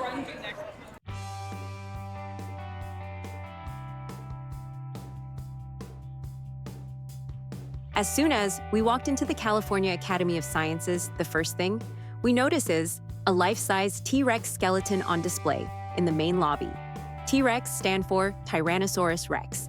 It is here to greet all visitors as they enter the museum. It serves as a wow moment right at the entrance.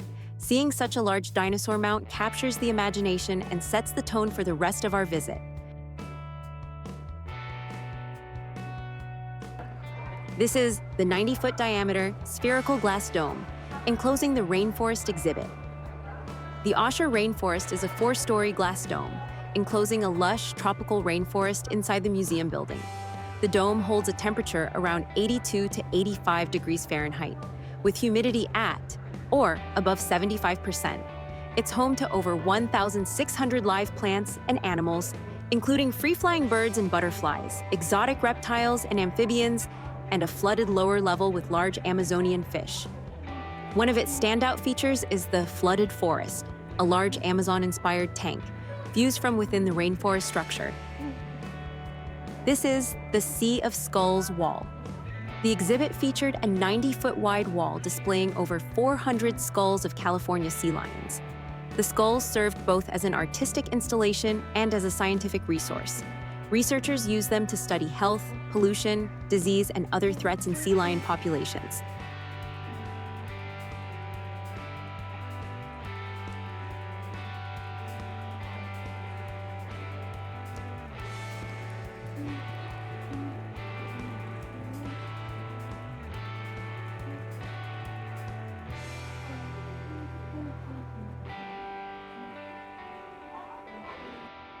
There are estimated to be only 100 to 200 alligators with albinism in the world. White alligators are sensitive to sunlight and lack the protection of dark skin as camouflage. Look into my eyes. White alligator, rare white alligator. You can tell if an alligator has albinism by looking at its eyes. An alligator with albinism has pink eyes and lacks the body pigment melanin. The pink coloring comes from red blood vessels in the eye showing through a translucent iris. The white alligator is named Claude. Claude is an albino American alligator and one of the only ones of his kind in the world on public display. He is unusually calm and still by comparison to most gators. California Coast. The California Coast exhibit recreates the underwater ecosystems found along the state's Pacific shoreline. From Monterey Bay's kelp forests to rocky tide pools and sandy shallows, it highlights the incredible biodiversity of marine life that thrives in California's cold, nutrient-rich waters and the delicate balance of coastal habitats. The California Coast exhibit teaches visitors about marine ecology and food webs, kelp forests as underwater rainforests, crucial carbon absorbers and habitats, ocean conservation, including plastic pollution and overfishing, coastal upwelling, how nutrient-rich deep water supports an abundance of life. Venom, fangs, stingers, and spines was a major special exhibition. It was designed to explore the science, evolution, and function of venom across the animal kingdom. The exhibit helped visitors understand how venom, often feared, is actually a powerful evolutionary tool and a source of medical innovation. Live venomous animals, such as rattlesnakes, scorpions, lionfish cone, snails, spiders, and centipedes, 3D models and animations showing how fangs, stingers, and spines deliver toxins. Twilight Zone. The Twilight Zone exhibit is the mysterious region of the ocean between 200 and 500 feet deep. Too deep for most sunlight to reach, but too shallow for total darkness. Steinhardt Aquarium. The Steinhardt Aquarium is one of the crown jewels of the museum, with 400,000 gallons of water in various tanks and focus on aquatic biodiversity from local to tropical marine ecosystems.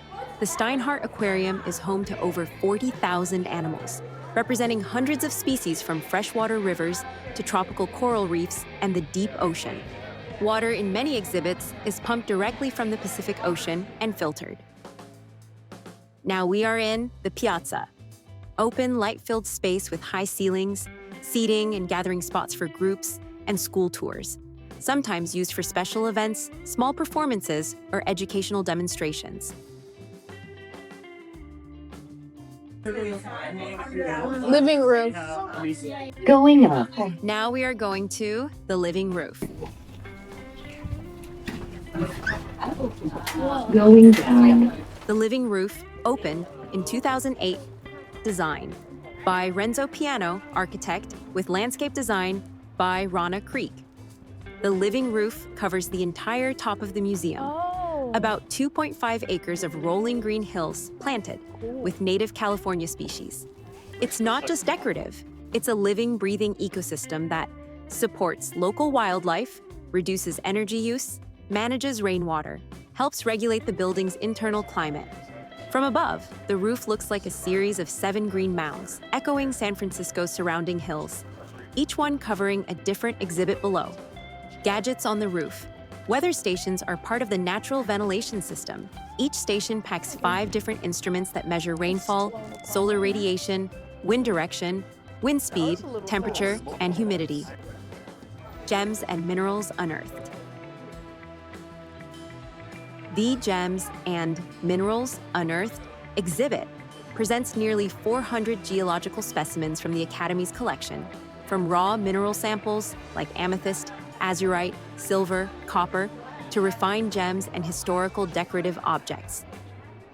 The title Unearthed emphasizes that these are materials that come from deep within the earth, molten rock, evaporated salts, geologic processes, and the exhibit explores how these minerals form and how humans have used them.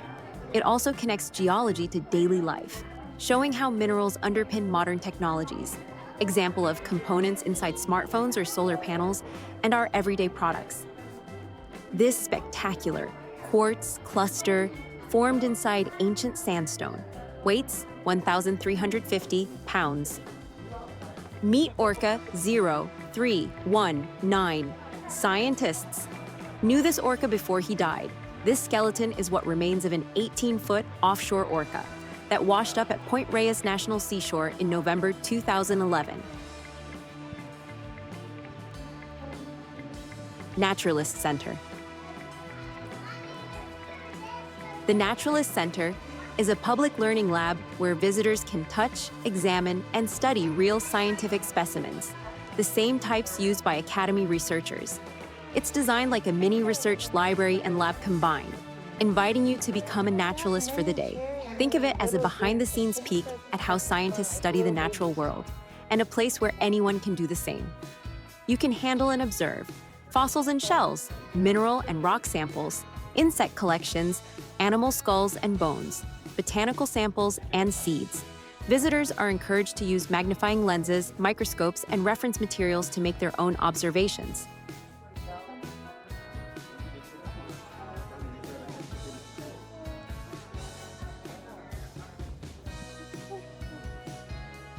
The Morrison Planetarium. Welcome to Morrison Planetarium. Feel free to sit anywhere you like. As you make your way to your seat, we encourage you to move to the center of whatever row you choose. If you have younger children with you, especially those under the age of 7, we recommend sitting in one of the top 2 rows. The top of the is also more comfortable for visitors who tend to be sensitive to motion. Again, we ask that you please move to the center of your chosen row. The show will begin shortly. The Morrison Planetarium is a 75-foot diameter dome theater with a state-of-the-art digital projection system that immerses audiences in a 360-degree universe. Unlike traditional planetariums with fixed star ball projectors, this one uses 6 high-resolution digital projectors working seamlessly to create an ultra-realistic image of the cosmos. The effect is stunning. You're surrounded by stars, galaxies, planets, and nebulae as if you were truly floating in space. The planetarium hosts several shows each day, typically 25 to 30 minutes long. Each film blends real NASA data, Academy science research, and cinematic storytelling. The show we watched was Why Should You Never Trust an Atom? Lego display of the California Academy of Sciences building.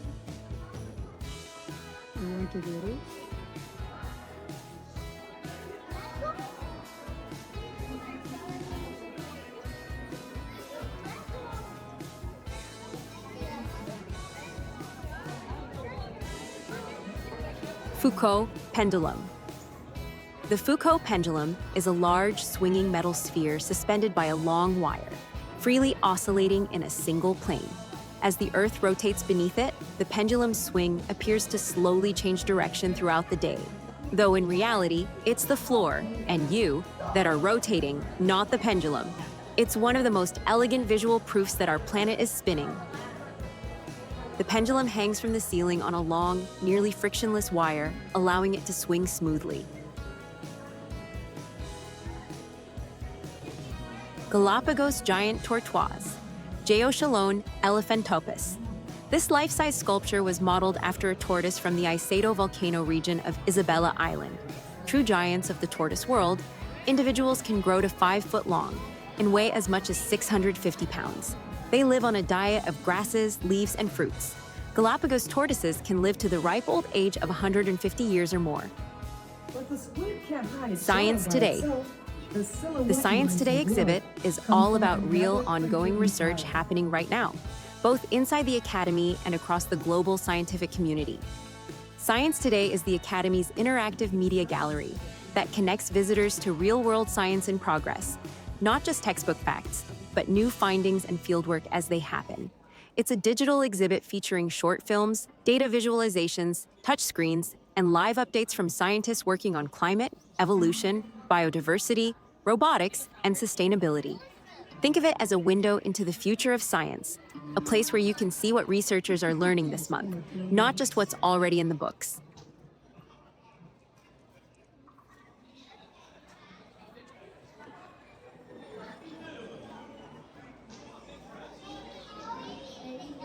Giraffes.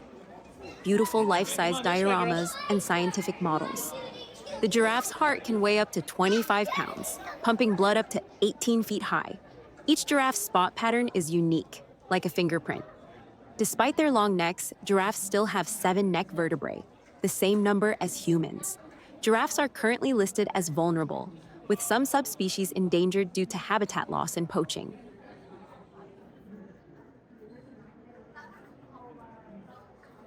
The Spreckles Temple of Music is more accurately the Golden Gate bandshell, located on the Music Concourse in Golden Gate Park.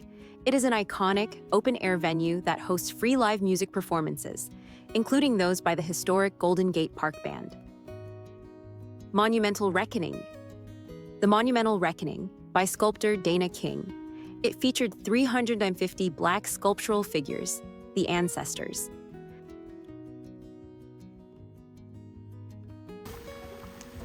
Rideout Fountain. The Rideout Fountain depicts a dramatic struggle between a saber-toothed tiger or mountain lion and a large snake, serpent, wrapped around its body. The original intention was for the statue to be cast in bronze, but budget constraints led to it being made from cast stone instead. The cast stone pool and basin were designed by architect Herbert A. Schmidt. The central statue was created by sculptor M. Earl Cummings.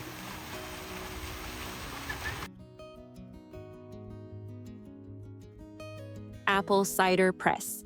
The Apple Cider Press, by artist Thomas Shields Clark, depicts a muscular man operating a press while a young boy kneels below him, sampling the juice with a straw, though the straw is now missing. Pair of Sphinxes, by artist Arthur Putnam. Putnam's Sphinxes are considered an Art Nouveau interpretation of the classic Egyptian mythological creature. They feature sleek feline bodies, sinuous tails, and women's faces, reportedly modeled on his friend, artist Alice Klauber. Le Poème de la Vigne. The Vantage Vase is the English title, often used for the monumental bronze sculpture by French artist Gustave Doré. Its official French title is Le Poème de la Vigne, the Poem of the Vine.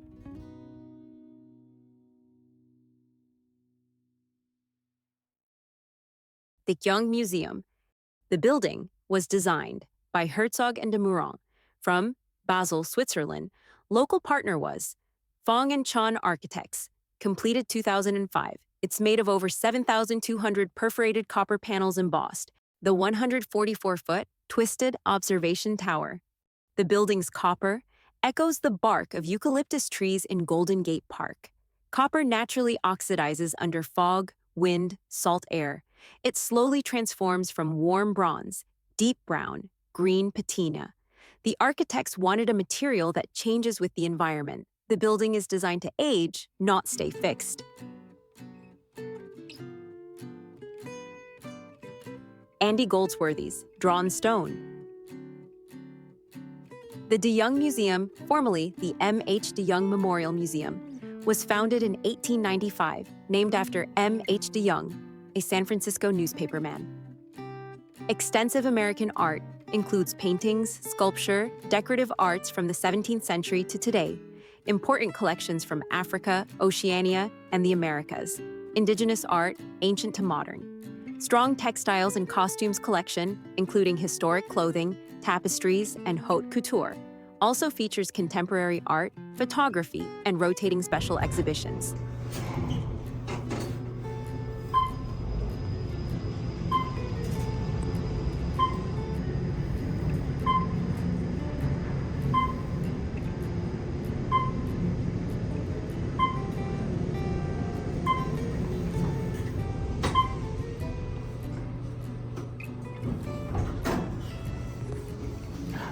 Welcome to the Hayman Observation Tower. The tower is 144 feet tall. It rises from the northeast corner of the De Young building. Despite its height, it's designed to feel light.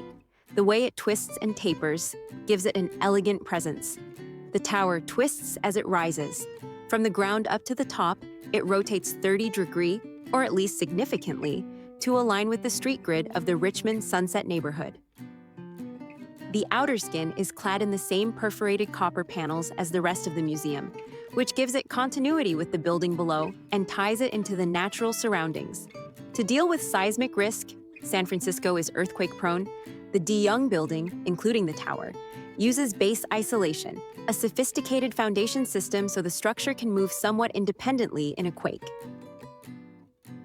The tower has a concrete core, which supports the twisting form. At the top is an observation floor with 360-degree panoramic views. You can see Golden Gate Park, downtown San Francisco, the Bay, and the Marin Headlands. It is free to visit, You don't need a museum ticket just to go up the tower. The observation deck is quite spacious. CBS reports seating capacity of about 45, but for events, it can host up to 150. The twisting tower functions as both a landmark and a public amenity. It's not just for looks, it's a place people can climb, enjoy views, and reflect.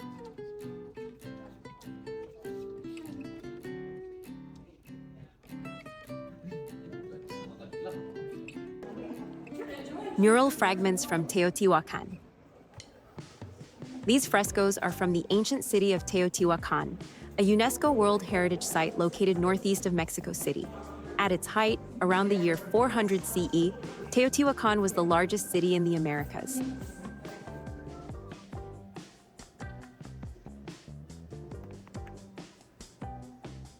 Blow glass and alder. Artwork by American sculptor Rudy Audio, best known for his expressive and colorful figurative ceramic vessels. Man Observing by American sculptor Viola Frey, nearly 9 feet tall. The man-observing figure have a look or posture that suggests he is watching, judging, or surveying his surroundings. This pose can be interpreted as a commentary on the masculine gaze, social power dynamics, or the artist's own role as an observer of humanity and culture. Cliff Palace by Native American sculptor Alcoya Waymo.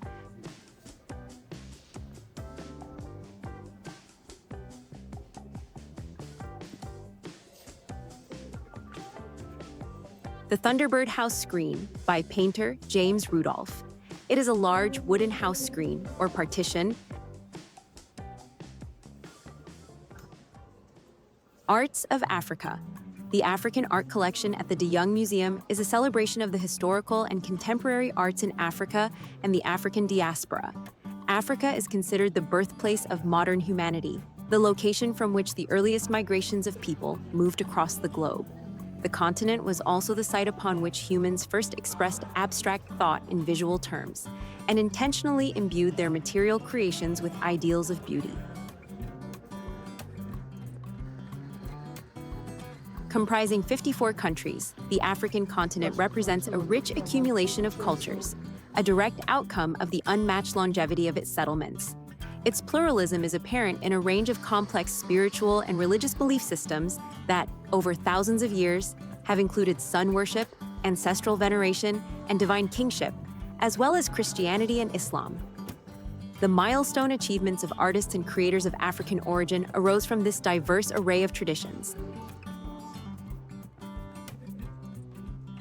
The European conquest and colonization of Africa and the transatlantic slave trade led to the creation of the African diaspora, the dispersal of Black people outside their places of origin on the continent of Africa. Yet Africans in the diaspora have also developed rich cultural traditions that share elements of their common African heritage.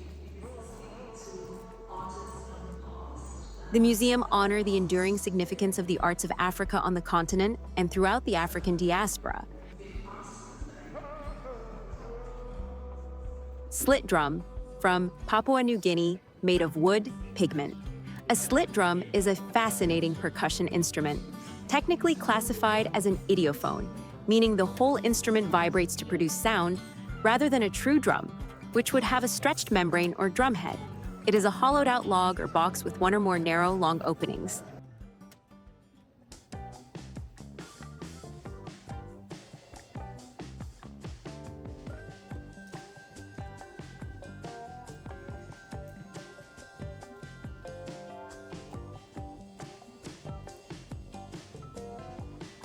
This marble sculpture is called Delilah. It was created by the American sculptor and man of letters, William Wetmore Story, in 1877.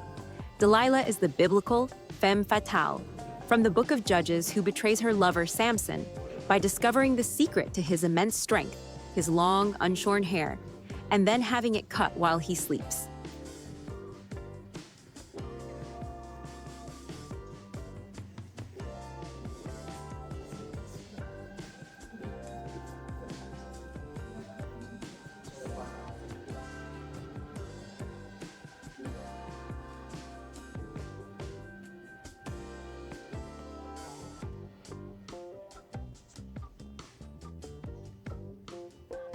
Ocean Gate by Louise Nevelson, made of steel, aluminum, and black paint. La Maternité by the Spanish surrealist artist Joan Miro, made of bronze. Apples by artists Ulla and Gustav Kreitz, made of glazed ceramic. Conversation Piece by artist Juan Munoz, made of bronze. Fountain by American artist Woody Diothello, made of bronze and clear lacquer topcoat over patina. Blue Corridor Pin by artist Klaus Oldenburg and artist Kusha van Bruggen, made of stainless steel, aluminum, and polyurethane enamel.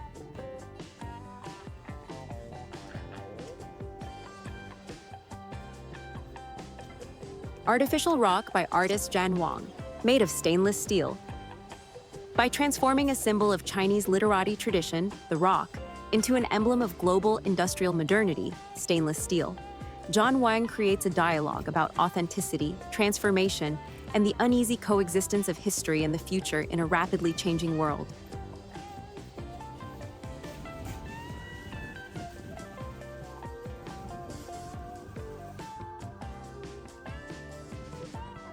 Heights by artist Rose Simpson, made of patinated bronze. Working Model for Sheep Piece by artist Henry Moore, made of bronze. The sculpture is an abstract representation of two sheep, often interpreted as a ewe and a lamb, or simply two adult animals interacting.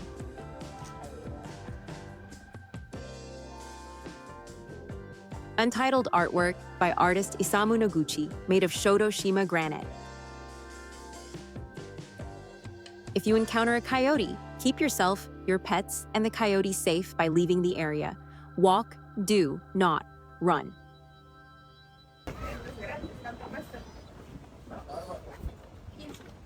Now we are at the Japanese Tea Garden. The garden offers visitors an experience of natural beauty, tranquility, and harmony.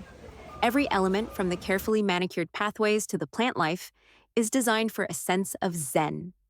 The Japanese Tea Garden has a rich and poignant history.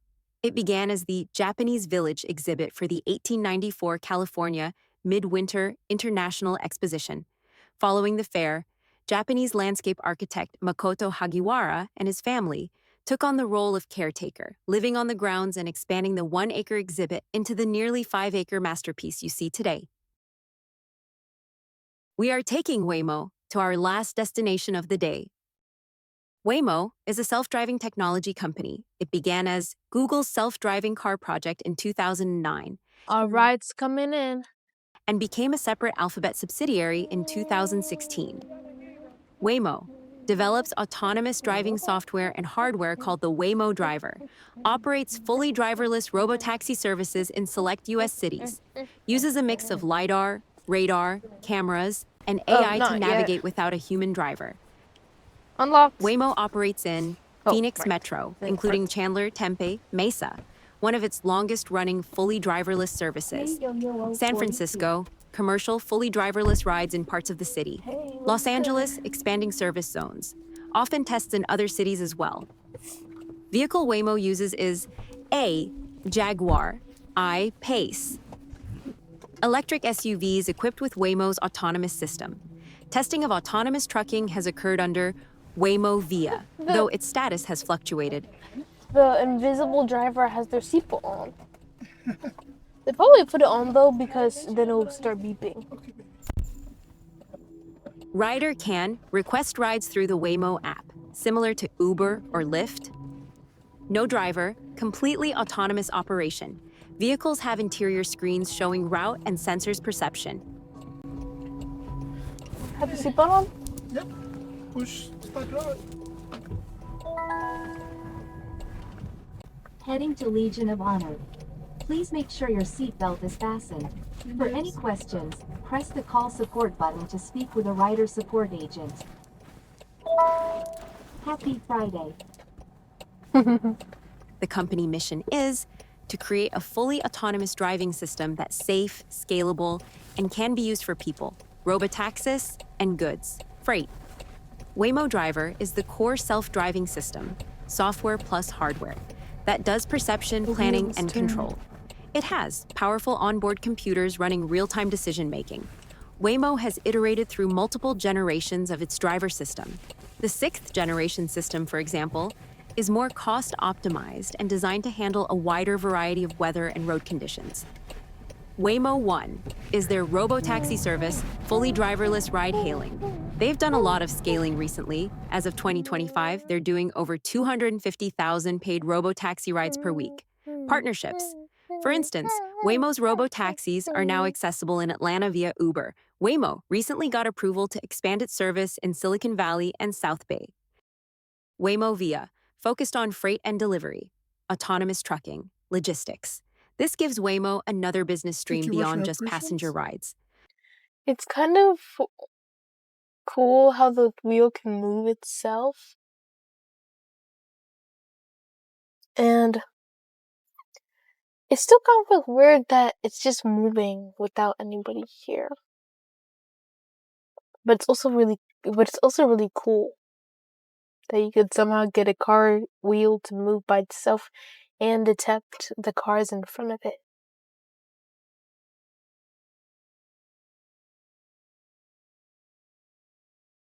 Oh, looks like some traffic changed. We're gonna get there in 24 minutes. Trust in self-driving cars is still a barrier. Many people remain skeptical or concerned.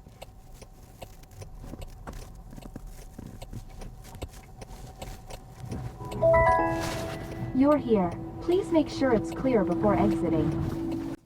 Before fully operating in a new area, Waymo builds very detailed, high-definition maps, lanes, signals, curbs, crosswalks, which the driver uses along with its real-time sensing. It combines data from LiDAR, 3D point clouds, cameras, 360-degree, and radar to understand the surroundings. If truly reliable, autonomous driving could reduce traffic accidents since many crashes are caused by human error. Robotaxis could provide mobility for people who don't drive, elderly, disabled. Waymo Via could transform logistics, goods movement, and reduce costs in freight. Autonomous vehicles could change how cities think about transportation, parking, and infrastructure. California Palace of the Legion of Honor.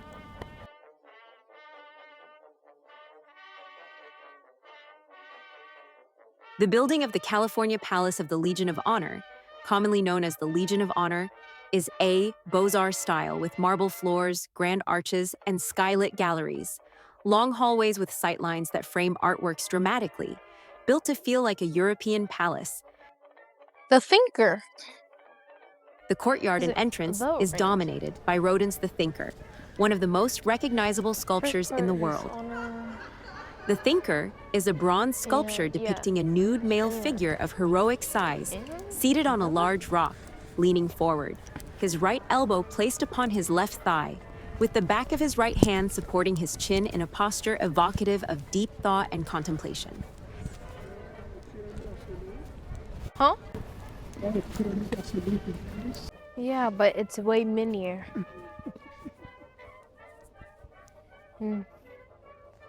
This is not Paris. Honneur et patrie. The museum was built in 1924 by philanthropists Adolf and Alma Spreckels, the sugar magnates.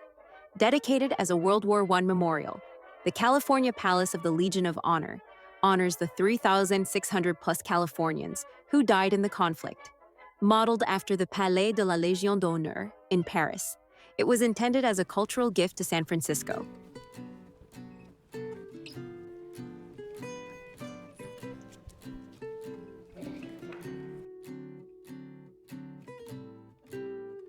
Torso of Hermes. This marble torso may be a copy of a now-lost Hermes, the god of trade and travel, by the ancient Greek sculptor and theoretician Polykleitos. Seasoned sarcophagus, Roman marble, sarcophagi, bearing ornate figural compositions were expensive luxuries in antiquity, used to protect the body and to display one's high social status. Constance and Henry Bowles Porcelain Gallery.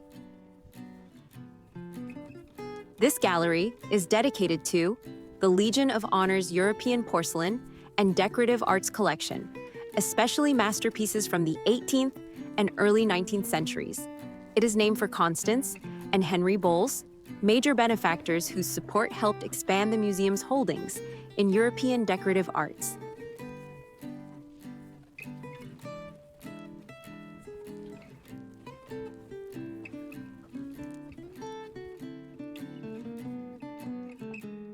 Madonna on the left, Saint Anne and Infant Christ to the right.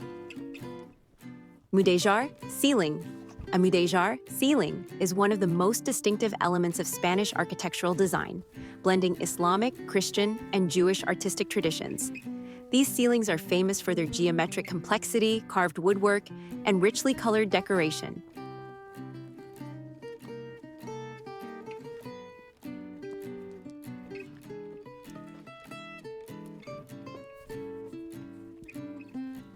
La Nature, Miss Eve Fairfax by French sculptor Auguste Rodin. The American Athlete by French sculptor Auguste Rodin. The Bust of Victor Hugo by French sculptor Auguste Rodin. Marble Sculpture by French sculptor Auguste Rodin. Christ and the Magdalene by French sculptor Auguste Rodin.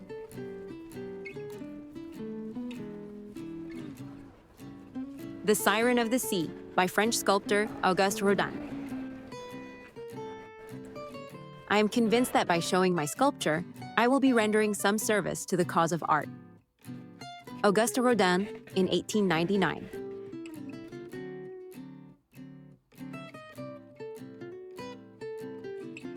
The Three Shades by French sculptor Auguste Rodin. The heads hang low so that the neck and shoulders form an almost horizontal plane. They were to be placed above the gates looking down on the viewer. The Mighty Hand, or Clenched Right Hand by French sculptor Auguste Rodin.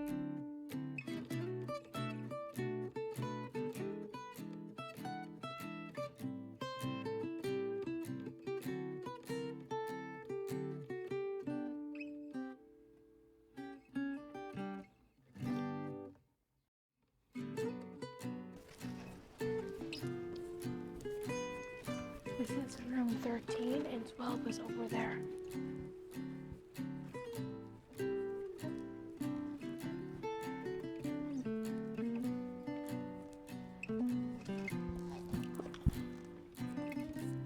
Hardstone tabletop, the Londonderry table, made in Milan, Italy in 1805.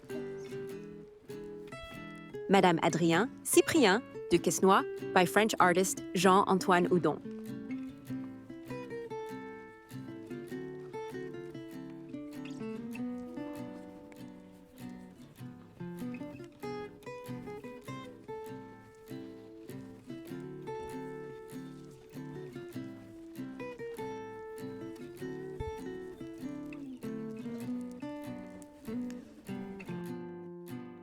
Sailboats on the Seine at Petit Gennevilliers, 1874, by French artist Claude Monet. Waves Breaking, 1881, by French artist Claude Monet.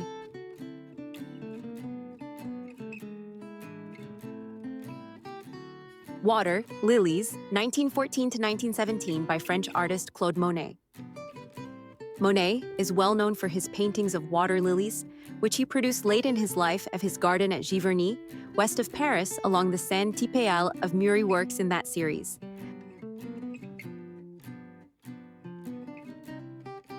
The Grand Canal, Venice, 1908, by French artist Claude Monet.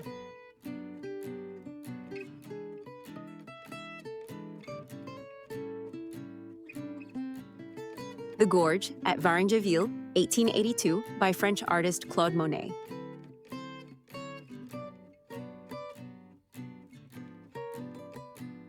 Shelter on Montmartre, 1887, by Dutch artist Vincent van Gogh.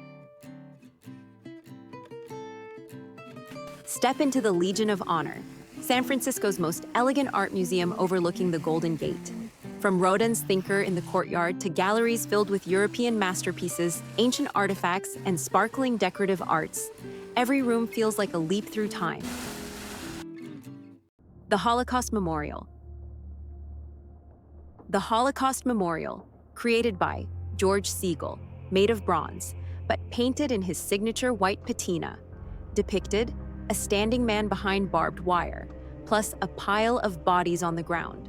One figure resembles Jesus, another is a woman holding an apple, Eve. These evoke connections between Christian and Jewish traditions. The standing man is thought to reference a famous World War II photo, Margaret Bourke-White's photo of a liberated prisoner. The corpse figures are arranged in a star shape, which is intentional. Right now is our last day in San Francisco, which will sadly end our vacation. San Francisco is such a very interesting place, and I'd love to come here again.